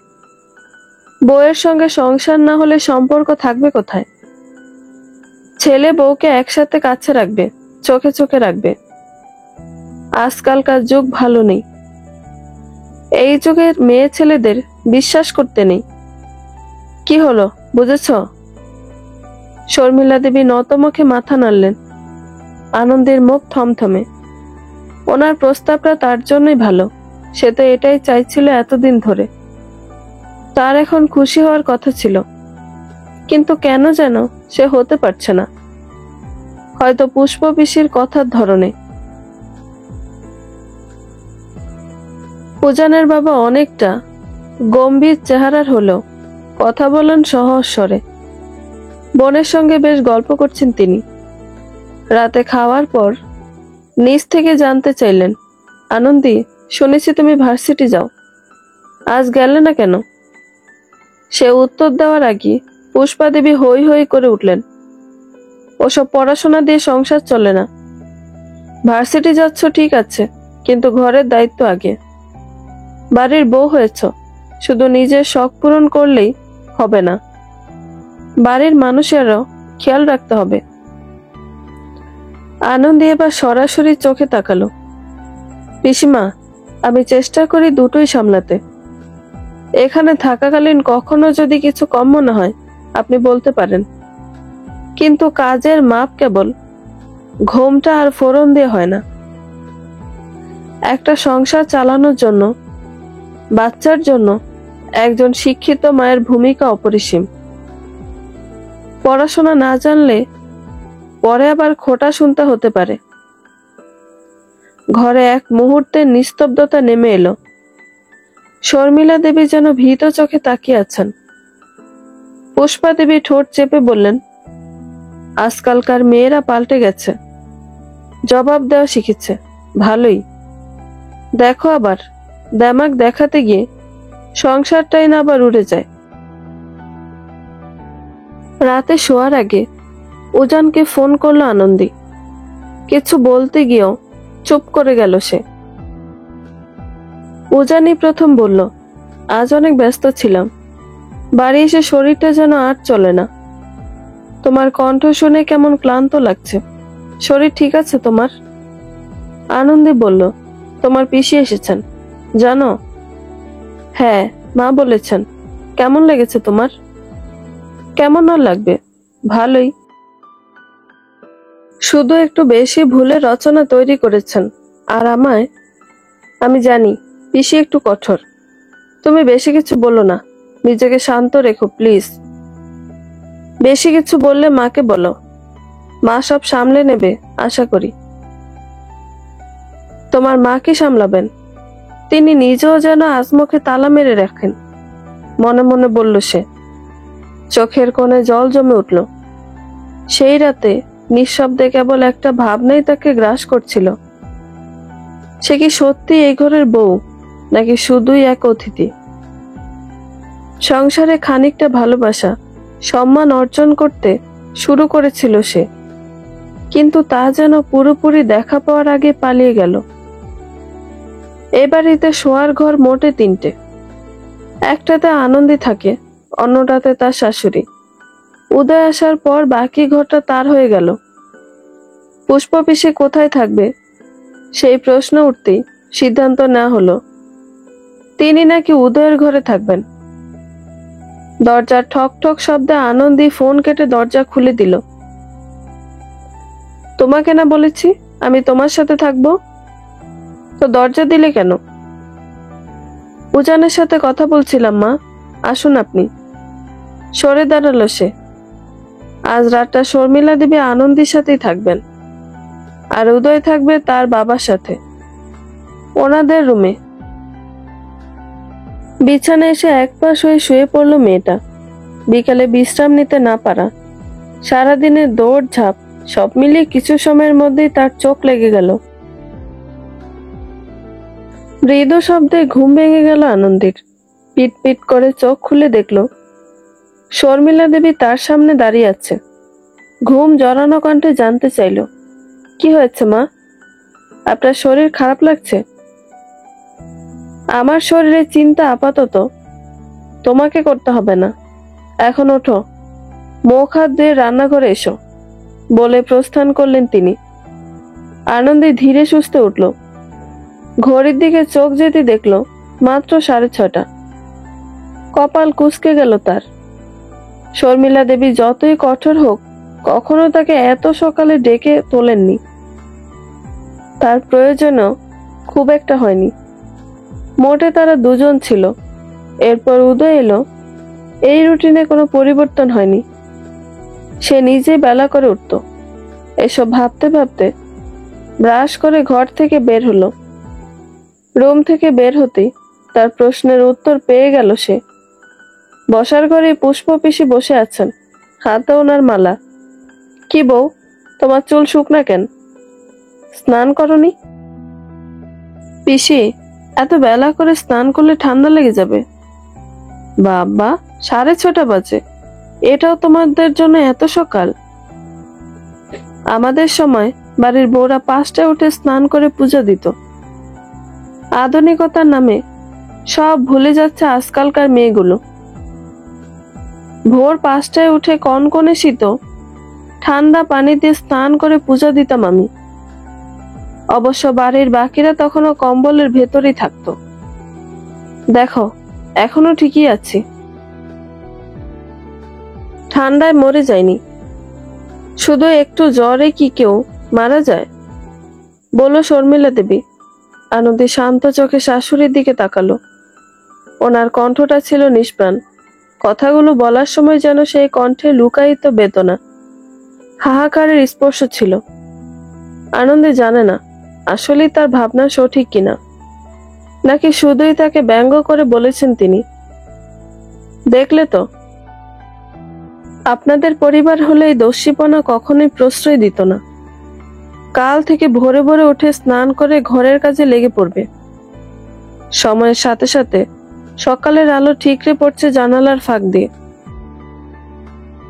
কিন্তু এই আলোয় উষ্ণতা নেই, বরং যেন কেমন কড়া মাঠ ভাব। বাড়ির পরিবেশটাও তেমনি নির্বাক, গম্ভীর আর অদৃশ্য কোনো নিয়মে বাঁধা। রান্নাঘরের কাজ শুরু হয়ে গেছে বহুক্ষণ। আনন্দী চুপচাপ পরোটা বেলছে। পুষ্প পিসি সকালে আদেশ দিয়ে রেখেছেন, আজ পরোটা করো, সাথে পনিরটা একটু ঝাল করে করবে, বুঝলে? এর আগে সকালে কখনোই এত ভারী খাবার খাওয়া হতো না। চা, বিস্কিট, পাউরুটি এসবই খেত তারা। তবে পিসির আদেশ তো আর ফেলা যায় না। শাশুড়ি চুপ করে ফ্রিজ থেকে পনির বার করে দিলেন, কিছু বললেন না। মুখে যেন একরকম অসহায়তা লুকোনো। আনন্দে বুঝতে পারল এই বাড়িতে আজকাল কথা নয়, চুপ থাকাটার প্রচলনটাই বেশি। আনন্দে একটু দ্বিধায় বলল, মা, কাল রাতের পনিরটা বোধহয় একটু টক হয়ে গেছে। শাশুড়ি একবার চোখ তুলে তাকালেন, মুখে বলেননি কিছু, কিন্তু সেই দৃষ্টিতে একরকম সতর্ক সংকেত। আনন্দে বুঝে গেল আজকের রান্না নিয়েও কিছু না বলাই ভালো। পিছন থেকে পুষ্প পিসির গলা, তোমরা তো দেখি কিছুই জানো না। পনির টক হলে নুন মরিচে ভেজে নাও, তাতেই ঠিক হয়ে যাবে। এত তালবাহানা করার কি আছে? আনন্দী চুপ করে গেল, মুখে কোনো প্রতিবাদ নেই, কেবল হাতে লেগে থাকা পরোটা বেলার ময়দাটাই একটু বেশি শক্ত করে চেপে ধরল। তার ভেতরকার ক্লান্তি যেন সেই ময়দায় ছড়িয়ে গেল। পরোটা বানানোর সময় হঠাৎ তাওয়া থেকে তেল ছিটকে হাতে লাগলো। ব্যথা একটু কেঁপে উঠল আনন্দী। তারপর নিজেকে সামলে নিয়ে আবার মুখে হাসি নিয়ে কাজে মন দিল। ভাবলো, যাক, অন্তত মুখের হাসিটুকু এখনো নিজের মতো রাখা যায়। শাশুড়ি ফিসফিস করে বললেন, একটু সাবধানে করো না, তোমার এই ছোটখাটো জিনিসগুলো দিদির নজরে পড়বে। এরপর তুমি কেমন সংসারী সেটাই প্রশ্ন উঠবে। আনন্দী হেসে বলল, আমি কেমন সংসারী সেটা তো প্রশ্ন উঠেই গেছে মা। চেষ্টা করে হয়তো আমি ভুলটাই করছি কোথাও। শাশুড়ি কোনো উত্তর দিলেন না। দুপুরবেলা খাওয়ার পর পুষ্পদেবী শুয়ে পড়ার আগে আবারও কিছু কথা বললেন। শোনো মেয়ে, দুপুরে একটু আমার পা টিপে দেবে। আমার পায়ের হাড়ে খুব ব্যথা। বয়সে এসে বুঝলে হাড়ের ব্যথা সবচেয়ে অবহেলিত কষ্ট। পারো তো পা টিপতে, নাকি ওইটাও জানো না? অবশ্য আজকালকার মেয়েরা এসব করতে চায় না। আনন্দে কিছু না বলে এগিয়ে গিয়ে ওনার পা টিপে দিল। পুষ্পদেবী বলতে থাকেন, পড়াশোনা করো ভালো কথা, কিন্তু বলো তো গৃহিণীর আসল পরিচয় কি? সে রান্না জানে, ঘর সামলায়, শ্বশুর শাশুড়ির যত্ন করে, স্বামীর ইচ্ছে পূরণ করে, এই না। কাগজের পাতার কথায় সংসার চলে নাকি? আনন্দী শান্ত গলায় বলল, সংসার চলার জন্য তো মনেরও দরকার পিসিমা। মনটা হাঁপিয়ে গেলে লেখাপড়া তো দূর, রান্নাটিও হয় না ঠিক করে। পুষ্পদেবী একটু বিরক্ত হয়ে বললেন, আর অত মন টন বলো না। আমরা কি মন ছাড়া সংসার করিনি? আমরা পারলে তুমি পারবে না কেন? আনন্দী চুপ করে থাকলো। এই প্রশ্নের উত্তর সে বহুবার নিজের মনেই খুঁজেছে, কিন্তু পায়নি। পা টিপতে টিপতে ধীরে ধীরে চোখ যায় ঘড়ির কাঁটার দিকে। নিজের পড়ার সময়, বিশ্রামের সময় সব যেন কোথাও আটকে গেছে এই অবাঞ্ছিত দায়বদ্ধতার জালে। একসময় পুষ্প পিসির চোখ লেগে এলো, আর আনন্দী ধীরে ধীরে সরে গেল। মুঠোফোনটা হাতে নিল সে, একটা বার্তা লিখলো, মা, একটু কথা বলতে চাই, একা লাগছে খুব। কিন্তু পাঠালো না, মুছে ফেললো আবার। বিকালে ড্রয়িং রুমে বসে পুষ্পদেবী পুরোনো অ্যালবাম খুলে বসেন। উজানের ছোটবেলার ছবিগুলো বের করে এক এক করে দেখছেন। এই দেখো, ছেলেটার মুখে কি মিষ্টি ছিল, আর এখন ফোন হাতে হাতে শুধু বইয়ের কথা শুনে বেড়ায়। আনন্দী পাশে দাঁড়িয়ে ছিল, কানে যাচ্ছিল সব, কিন্তু কিছু বলল না। একসময় শ্বশুর মশাই এসে হেসে বললেন, হাসি তো তখনও ছিল, এখনো আছে দিদি। ছেলে খুশি থাকলেই বউ খুশি থাকে, আর বউ খুশি থাকলেই ছেলেও হাসে। এটাই তো এখনকার নিয়ম। পুষ্পদেবী একটু থমকালেন, তারপর বললেন, তাও তো ঠিক, তবে আজকালকার মেয়েদের বাড়ির কাজ শেখাতে হয় বেশি। শর্মিলা দেবী একটু শান্ত গলায় বললেন, দিদি, মেয়েরা আজকাল অনেক কিছুই শেখে, শুধু রান্নাঘর না, জীবনটাকেও। আনন্দেও চেষ্টা করে, প্রতিদিন রান্নাঘরে আসে, আমার সাথে সব কাজ শিখছে। সময়ের সাথে সাথে শিখে যাবে সব। পুষ্পা দেবী চোখ সরু করলেন, যেন বুঝতে পারছেন শর্মিলা এখন একটু অন্য সুরে কথা বলছেন। সন্ধ্যা নামতে না নামতে পুষ্পা দেবী আবার মন্তব্য ছুড়ে দিলেন, আদৌ তুমি সংসারে মন দাও? বিয়ের পর পড়াশোনা করে কি হবে? চাকরি তো আর করবে না, শুধু শুধু আমার ভাইপোর টাকাগুলো নষ্ট। আনন্দী মাথা নিচু করে বলল, আমি চেষ্টা করি দুটোই সামলাতে। টিউশন ফি উজানকে দিতে হয় না, বাচ্চাদের পড়ি আমি নিজেই তা জমা দিই। সময় দিলে সবই চলে যায়, সংসারও, স্বপ্ন। পুষ্পা দেবীর চোখ সরু করে তাকিয়ে বললেন, আর যদি না চাই তখন কি শুধু সময়কেই দোষ দেবে? আনন্দী আর কিছু বলল না। কথার প্রতিটা চাবুক মনে হচ্ছিল যেন রক্তাক্ত করে দিচ্ছে মনটা। তিনি আবারও চোখ কুঁচকে বললেন, সংসার সামলা আগ্রহ থাকলে ভালো, কিন্তু দুই নৌকায় পা দিলে তো মাঝপথেই ডুবে যাবে। আনন্দী এবার মাথা উঁচু করে বলল, আমি চেষ্টা করি পা না ভেজানোর পিসিমা, কিন্তু অনেক সময় চারপাশ এমন ভাবে টেনে ধরে যে পা তো নয়, মনের ভিতরটাও ভিজে যায়। একটা মুহূর্তের জন্য ঘরে নিস্তব্ধতা। তারপর পুষ্পদেবী হেসে বললেন, বেশ ভালোই কথার প্যাচ যেন দেখছি। রাতের খাওয়ার সময় পুষ্পদেবী বলে উঠলেন, এই মেয়ে, তুমি কদিন নিজের বাড়ি গিয়ে থাকো না, তোমার মা নিশ্চয়ই তোমাকে একটু সংসারের নিয়ম কানুন শেখাবে। আবার ফিরে এসে নতুন করে শুরু করো। আনন্দের গলায় বিস্ময়, আমাকে পাঠিয়ে দেবেন? পুষ্প বললেন, হ্যাঁ, এতে সমস্যা কোথায়? আমরা তো সবাই এমনই করেছি। একসময় আলাদা থাকলেই বোঝা যায় সংসারের মানে। মায়ের কাছ থেকে সংসারের নিয়মও শেখা হবে তোমার। আনন্দী এবার রূঢ় কিছু কথা বলতে চাইল, কিন্তু বয়সে বড় দেখে বলল না। পরে বেয়াদব সম্বোধন করতেও তিনি দ্বিধা করবেন না। শর্মিলা দেবী কিছুক্ষণ চুপ করে থেকে এবার বললেন, দিদি, ঘর করতে হলে আলাদা পাঠানোর থেকে পাশে দাঁড়িয়ে শেখানোই ভালো। আমি চাই না আনন্দী নিজেকে পর মনে করুক, নিজের ঘরটা তার ভালোবাসার জায়গা হোক। পুষ্পা দেবী একটু রুক্ষ গলায় বললেন, তোমার ছেলের ঘর, ভালোবাসা তো ওকে ছেলের দিক থেকেও পেতে হবে। শর্মিলা এবার একটু দৃঢ় গলায় বললেন, তাই তো বলছি, সম্পর্ক দুপাশ থেকেই তৈরি হয়। সে তো শুধু বউ নয়, মানুষও। তারও অনুভূতি আছে, স্বপ্ন আছে। আনন্দীর চোখে জল জমে, সে কিছু বলে না, কিন্তু ভিতরে যেন একটু ভরসা জন্মায়। রাত গভীর। আনন্দী জানলার পাশে দাঁড়িয়ে, বাইরে ছড়িয়ে আছে হালকা জ্যোৎস্না।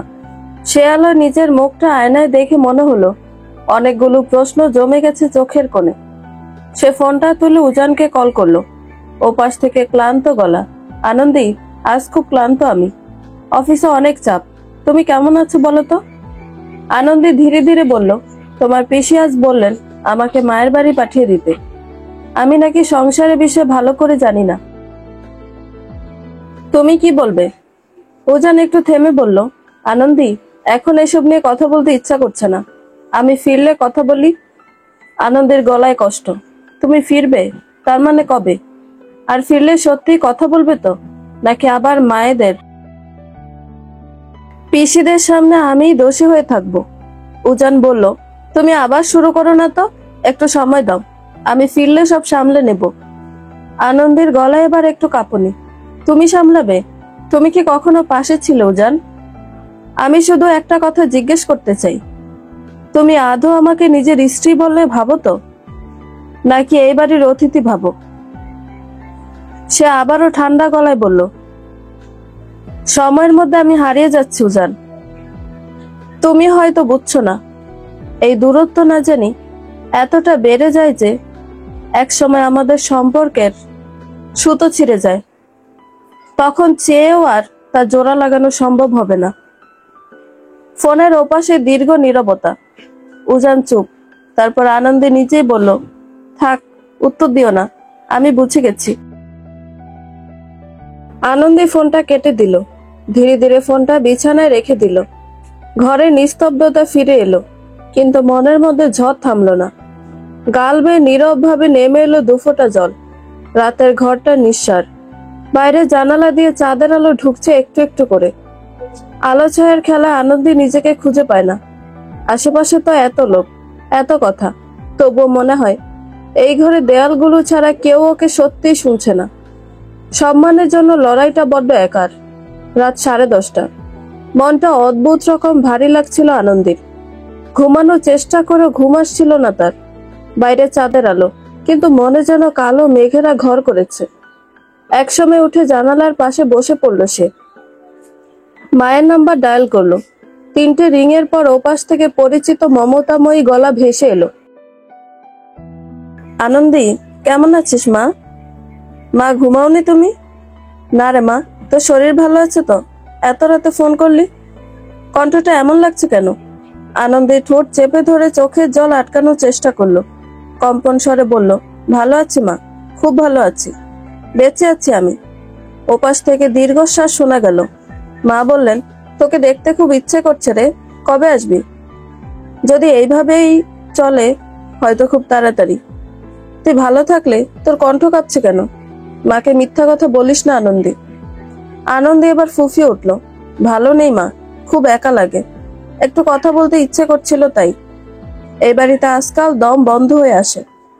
কেউ কিছু বলে না, তবুও মনে হয় চারপাশে যেন অজানা আঙুল তাক করে আছে আমার দিকে। তিনি উদ্ধত কণ্ঠে জানতে চাইলেন, কেন, কিছু বললি না আগে? উজান কি কিছু বলেছে তোকে? উজান, ও যেন আজকাল ব্যস্ত হয়ে গেছে নিজেকে নিয়ে। আমার পাশে দাঁড়ানোটা যেন তার দায়িত্ব নয় আর। বারবার মনে হয় প্রতিদিন কেউ আমাকে মনে করিয়ে দেয় আমি এই পরিবারের যোগ্য না। তুই আমার মেয়ে, তুই কারো কাছেই ছোট না। তোর জায়গা তুই নিজে বানাবি, বুঝলি? কিন্তু যদি মনে হয় তোর আত্মসম্মান ক্ষতিগ্রস্ত হচ্ছে, তাহলে কখনোই মাথা নিচু করিস না। সম্মান ছাড়া কখনোই সংসার হয় না রে মা। আনন্দের অধর বেয়ে জল গড়িয়ে পড়ল। মা, আমি তোমার মতো শক্ত নেই। তুমি সংসার সামলেছ, আমাদের সামলেছ। আমি শুধু চেষ্টা করি, কিন্তু বারবার মনে হয় ব্যর্থ হচ্ছে। ভেঙে পড়বি না আনন্দী, তুই খুব সাহসী। এই যে তুই কাঁদছিস, তবু দাঁড়িয়ে আছিস, এই তো সাহস। কিন্তু সুখ শুধু সহ্য করে পাওয়ার নয়, নিজেকে হারিয়ে ফেলে যদি সংসার চলে, সেটা সুখ নয় মা। আমি এখন কি করব মা? এখনই যদি এরকম পরিস্থিতি হয়, আমি কি ভবিষ্যতে আদৌ সুখের সংসার করতে পারবো? নিজের মনকে শোন আনন্দী। যদি তুই মনে করিস এই সম্পর্কটা একতরফা হয়ে গেছে, তাহলে আর স্রোতের সঙ্গে ভেসে যাবি না। নিজের জন্য একটুখানি শান্তি খুঁজে নে। তবে হ্যাঁ, ঝোঁকের বসে কখনোই কোনো সিদ্ধান্ত নিবি না। রাগের মাথায় নেওয়া সিদ্ধান্ত কখনোই সুখকর হয় না। আমি সবসময় তোর পাশে থাকবো। তোর জন্য যা সুখকর তা করতে কখনোই পিছুপা হব না। আনন্দে আর কিছু বলল না। চোখের কোণে জমে থাকা জল মুছে নিল চুপচাপ। আনন্দে ভরা এক নিঃশ্বাস নিয়ে বলল, মা, তোমার কণ্ঠটা শুনলেই কেন জানি মনে হয় সব ঠিক হয়ে যাবে। তোমার কথাগুলো যেন আমাকে অদৃশ্য মনোবল দিয়েছে। পরের দিন বিকেলে পুষ্প পিসির মেয়ে ত্রিধা আর তার ছোট্ট মেয়ে ইস্যু এসেছে বেড়াতে। সবার মুখে হাসি, ব্যস্ততা। ইস্যু ঘুরে ঘুরে দেখছে সব। সারা বাড়িতে যেন হঠাৎ একটা উৎসবের ছোঁয়া লেগেছে। ত্রিধা মেয়েটি নিজের থেকে আনন্দের সাথে কথা বলতে এগিয়ে এলো। আনন্দের প্রথমে ধারণা ছিল সেও হয়তো নিজের মায়ের মতন হবে, কিন্তু না। ত্রিধা হাসি খুশি, মিষ্টি একটা মেয়ে। তার স্বামী নাকি কোনো কাজে শহরের বাইরে গিয়েছে, তাই মেয়ে নিয়ে বেড়াতে চলে এসেছে। আসার সময় হাত ভর্তি জিনিস নিয়ে এসেছিল। আনন্দের জন্য একটা শাড়িও এনেছে সে। মেয়েটা খুশি মনেই জিনিসগুলো সবাইকে ভাগ করে দিচ্ছিল। অবশ্য নিজের মায়ের থেকে বেশ কয়েকবার ঝাড়িও খেয়েছে সে। এত টাকা খরচ করার কি দরকার ছিল? তুই তো আর অন্যের বাসায় যাচ্ছিস না, তোর মামারই তো বাসা। তবে ত্রিধা মায়ের কথা কানে নিল বলে আনন্দের মনে হলো না। সেদিন সন্ধ্যায় বাড়ি ফিরে ভাগ্নি আর নাতনিকে দেখে আনন্দের শ্বশুর প্রমিত মল্লিক বেজায় খুশি হলেন। সেই সন্ধ্যাবেলা ইস্যুকে নিয়ে ঘুরতে বেরিয়ে পড়লেন। আনন্দের রান্নার জিনিসপত্র গুছিয়ে রাখছে আর ফাঁকে ফাঁকে ত্রিধার সাথে গল্প করছে। এক সময় ত্রিধা বলে জানতে চাইল, হ্যাঁ রে উদয়, তোর পড়াশোনার কতদিন? আমাদের কাজিনদের মধ্যে বিবাহযোগ্য একমাত্র তুই অবশিষ্ট। কবে তোর বিয়ের নেমন্তন্ন পাবো? সময় হলে পেয়ে যাবে বোনটি আমার। ফোন চালাতে চালাতে বসার ঘর থেকে জবাব দিল উদয়। কোথা থেকে পুষ্প পিসির আগমন ঘটল। তিনি সোফায় বসতে বসতে জবাব দিলেন, তোর মাকে তো বললাম এখন থেকে মেয়ে দেখতে থাকো, বিয়ের সময় না হয় বিয়ে করলো। তোর মা তো আমার কথা কানেই তুললো না। বেশি বুঝলে আসলে এই সমস্যা। ঠিকই করেছে, আর তোমার পছন্দের মেয়ে আমি বিয়ে করব না। কেন রে বাপু, আমি বুঝি তোর জন্য খারাপ মেয়ে পছন্দ করব? না, তুমি বেশি ভালো মেয়ে পছন্দ করলে তখন সমস্যা। বেশি ভালো আবার আমার সহ্য হয় না। ভাইপোর কথা শুনে চোখ মুখ কুঁচকে গেল পুষ্পদেবীর। আধা ঘন্টা 1 ঘন্টা পর ফিরে এলেন প্রমিত মল্লিক এবং ইস্যু। এক হাতে তিনি ইস্যুর হাত ধরে আছেন, অপর হাতে কয়েকটা ব্যাগ। বাচ্চাটা দৌড়ে মায়ের কাছে এলো। মা জানো, দাদু আমাকে একটা প্রিন্সেস ড্রেস কিনে দিয়েছে। দাদু, মাকে দেখাও। প্রমিত মল্লিক হাসি মুখে ব্যাগ থেকে ড্রেসটা বের করলেন। এই নাও, আমার ছোট্ট পাখি। ছোট্ট ইস্যু জামাটা পরে হেলে দুলে সবাইকে দেখাতে আর খিলখিল করে হাসছে। আনন্দের খুব আদর করতে ইচ্ছে করছে মেয়েটাকে। এই নাও ত্রিধামা, তোমার জন্য লিপস্টিক আর একটা মালা এনেছি, পছন্দ হয়েছে কিনা দেখো। মামা, এসব কেন আনতে গেলে? তোমরা এতদিন পর এলে, মামা হিসেবে আমার তো কিছু কর্তব্য থাকে। দিদি, এই নাও তোমার পছন্দের পেঁয়াজু। আমার ভাইটা এখনো মনে রেখেছে আমার পছন্দ। তোর মতো ভাই যেন ঘরে ঘরে থাকো। প্রমিত মল্লিক হেসে ইস্যুকে আদর করলেন। এই তো আমার রাজকন্যা, দাদুর কাছে এসো। বাচ্চাটা কোলের মধ্যে একেবারে রানীর মতন বসলো। প্রমিত একবার চোখ তুললেন, তারপর গম্ভীর গলায় বললেন, 1 কাপ চা হবে তো এবার? শর্মিলা দেবী একটু দূরেই দাঁড়িয়েছিলেন। আনন্দী ধীর পায়ে ওনার কাছে এসে বলল, মা আপনি বসুন, আমি বানিয়ে আনছি। শর্মিলা দেবী এক মুহূর্তের জন্য থেমে গেলেন, কিন্তু মুখে কিছু না বলে চুপচাপ রান্নাঘরের দিকে চলে গেলেন। আনন্দী চুপচাপ দাঁড়িয়ে রইল সেই কোণায়। কিছু সময় পর শর্মিলা দেবী চার কাপটা টেবিলেই রেখে গেলেন নিঃশব্দে। তখন শর্মিলা দেবী পাশে দাঁড়িয়ে বললেন, তোমার জন্য এলাচ দেওয়া চা করেছি, গরম থাকতে খেয়ে নিও। হাসি মুখের আড়ালে আনন্দী লক্ষ্য করলো তার চোখে একরাশ ক্লান্তি, একটা অস্পষ্ট কষ্ট জমে। তিনি কাপ টেবিলে রেখে সরে গেলেন। নিজের জন্য 1 কাপ চা এবং উদয়ের জন্য আরেকটি কাপ নিয়ে তার রুমে চলে গেলেন। আনন্দে যাবে কিনা দাঁড়াবে সেটাই ভাবছিল। প্রমিত মল্লিক তাকে ডেকে বললেন, বোমা কিছু মনে করো না, আমি তোমার জন্য আনতাম, কিন্তু তুমি কি পছন্দ করো না করো তা তো আমি জানি না। এখানে কিছু ফল আছে, তুমি নিজের মতো খেও আর সবাইকে ভাগযোগ করে দিও। আনন্দে মাথা নাড়িয়ে সম্মতি জানালো। মনে মনে ভাবলো তার শ্বশুর কত ভালো মানুষ। অপরদিকে তার শাশুড়ি অদ্ভুত রকমের কঠোর, আবার কখনো গম্ভীর, নিষ্প্রাণ। বাবা, মায়ের জন্য কিছু? ওর আর কি লাগবে, তার প্রয়োজন হলে বলবে, এনে দেব। কি গো বউ, তুমিও এখন ভাইয়ের দেওয়া জিনিস নিয়ে আমাদের সাথে খোঁচাখুচি করবে? এই সামান্য জিনিসেও তোমাদের নজর পড়লো? পেছন থেকে কেউ কান পড়া দিয়েছে নাকি? আনন্দী পিসির কথায় যেন থতমত খেয়ে গেল। সে কিছু বুঝবে তার আগেই পিসি আবারও বলে উঠলেন, শোনো মেয়ে, ভাইটা আমার, আমরা কষ্ট করে কোলে পিঠে করে মানুষ করেছি। সে আমাদের দেবে না তো কাদের দেবে? অন্যের কথায় তাল দিতে যেও না মেয়ে। বাড়ির বউ, বাড়ির বউয়ের মতো থাকো। আনন্দী থমকে গেল। সে তো শ্বশুরকে সামান্য একটা কথা জিজ্ঞেস করেছে। পিসি শাশুড়ি তা কোথা থেকে কোথায় নিয়ে গেল। রাত তখন একটু গাঢ় হয়ে এসেছে। আনন্দী বোতলে পানি নিতে এসেছে। মাথায় হাজারটা চিন্তা, তার মধ্যে অন্যতম কয়েকটা আগের ঘটনার পর সে স্পষ্টভাবে অনুমান করতে পেরেছে তার শ্বশুর শাশুড়ির সম্পর্কের মধ্যে থাকা অদৃশ্য শীতলতা। এসব ভাবতে ভাবতে সে সময় তার নজরে পড়ল উদয় তখন বসার ঘরে। সে কিছু বলতে গিয়েও থেমে গেল। উদয় ফোনে চাপা স্বরে কারোর সাথে কথা বলছে। না না, আমি জানি তুমি সময় দিয়েছ। আমি বলেছি না টাকা জোগাড় হয়ে যাবে। আমার কাছে এতগুলো টাকা এই মুহূর্তে নেই, তাই একটু দেরি হচ্ছে। আমাকে সময় দাও, আমি কোথাও থেকে ম্যানেজ করে দিচ্ছি। আনন্দের কানে কথাগুলো আসতেই কান খাড়া করে শুনল। আবছা আবছা যা শুনেছে তাতেই বুঝতে পেরেছে টাকা বিষয়ে কোনো কথা বলছে উদয়। কিন্তু এই রাত বিরেতে কার সাথে এভাবে চাপা স্বরে কথা বলছে সে? গলা খাকারি দিল আনন্দী। আচমকা তার আগমনে উদয় যেন ভরকে গেল। আনন্দে ফোনের বিষয়ে জিজ্ঞেস করতে গিয়েও করলো না। তুমি বসার ঘরে কি করছো? ঘুমাতে এসেছি। কপাল কুঁচকে এলো তার।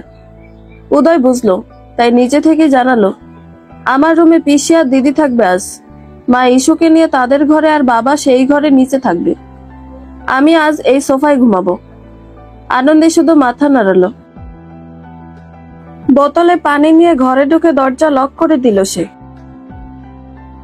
তবে তার মাথায় না চাইতে উদয়ের কথাগুলো ঘুরপাক খাচ্ছে। এত এত চিন্তায় মাথাটা যেন আচমকায় খালি হয়ে গেল তার।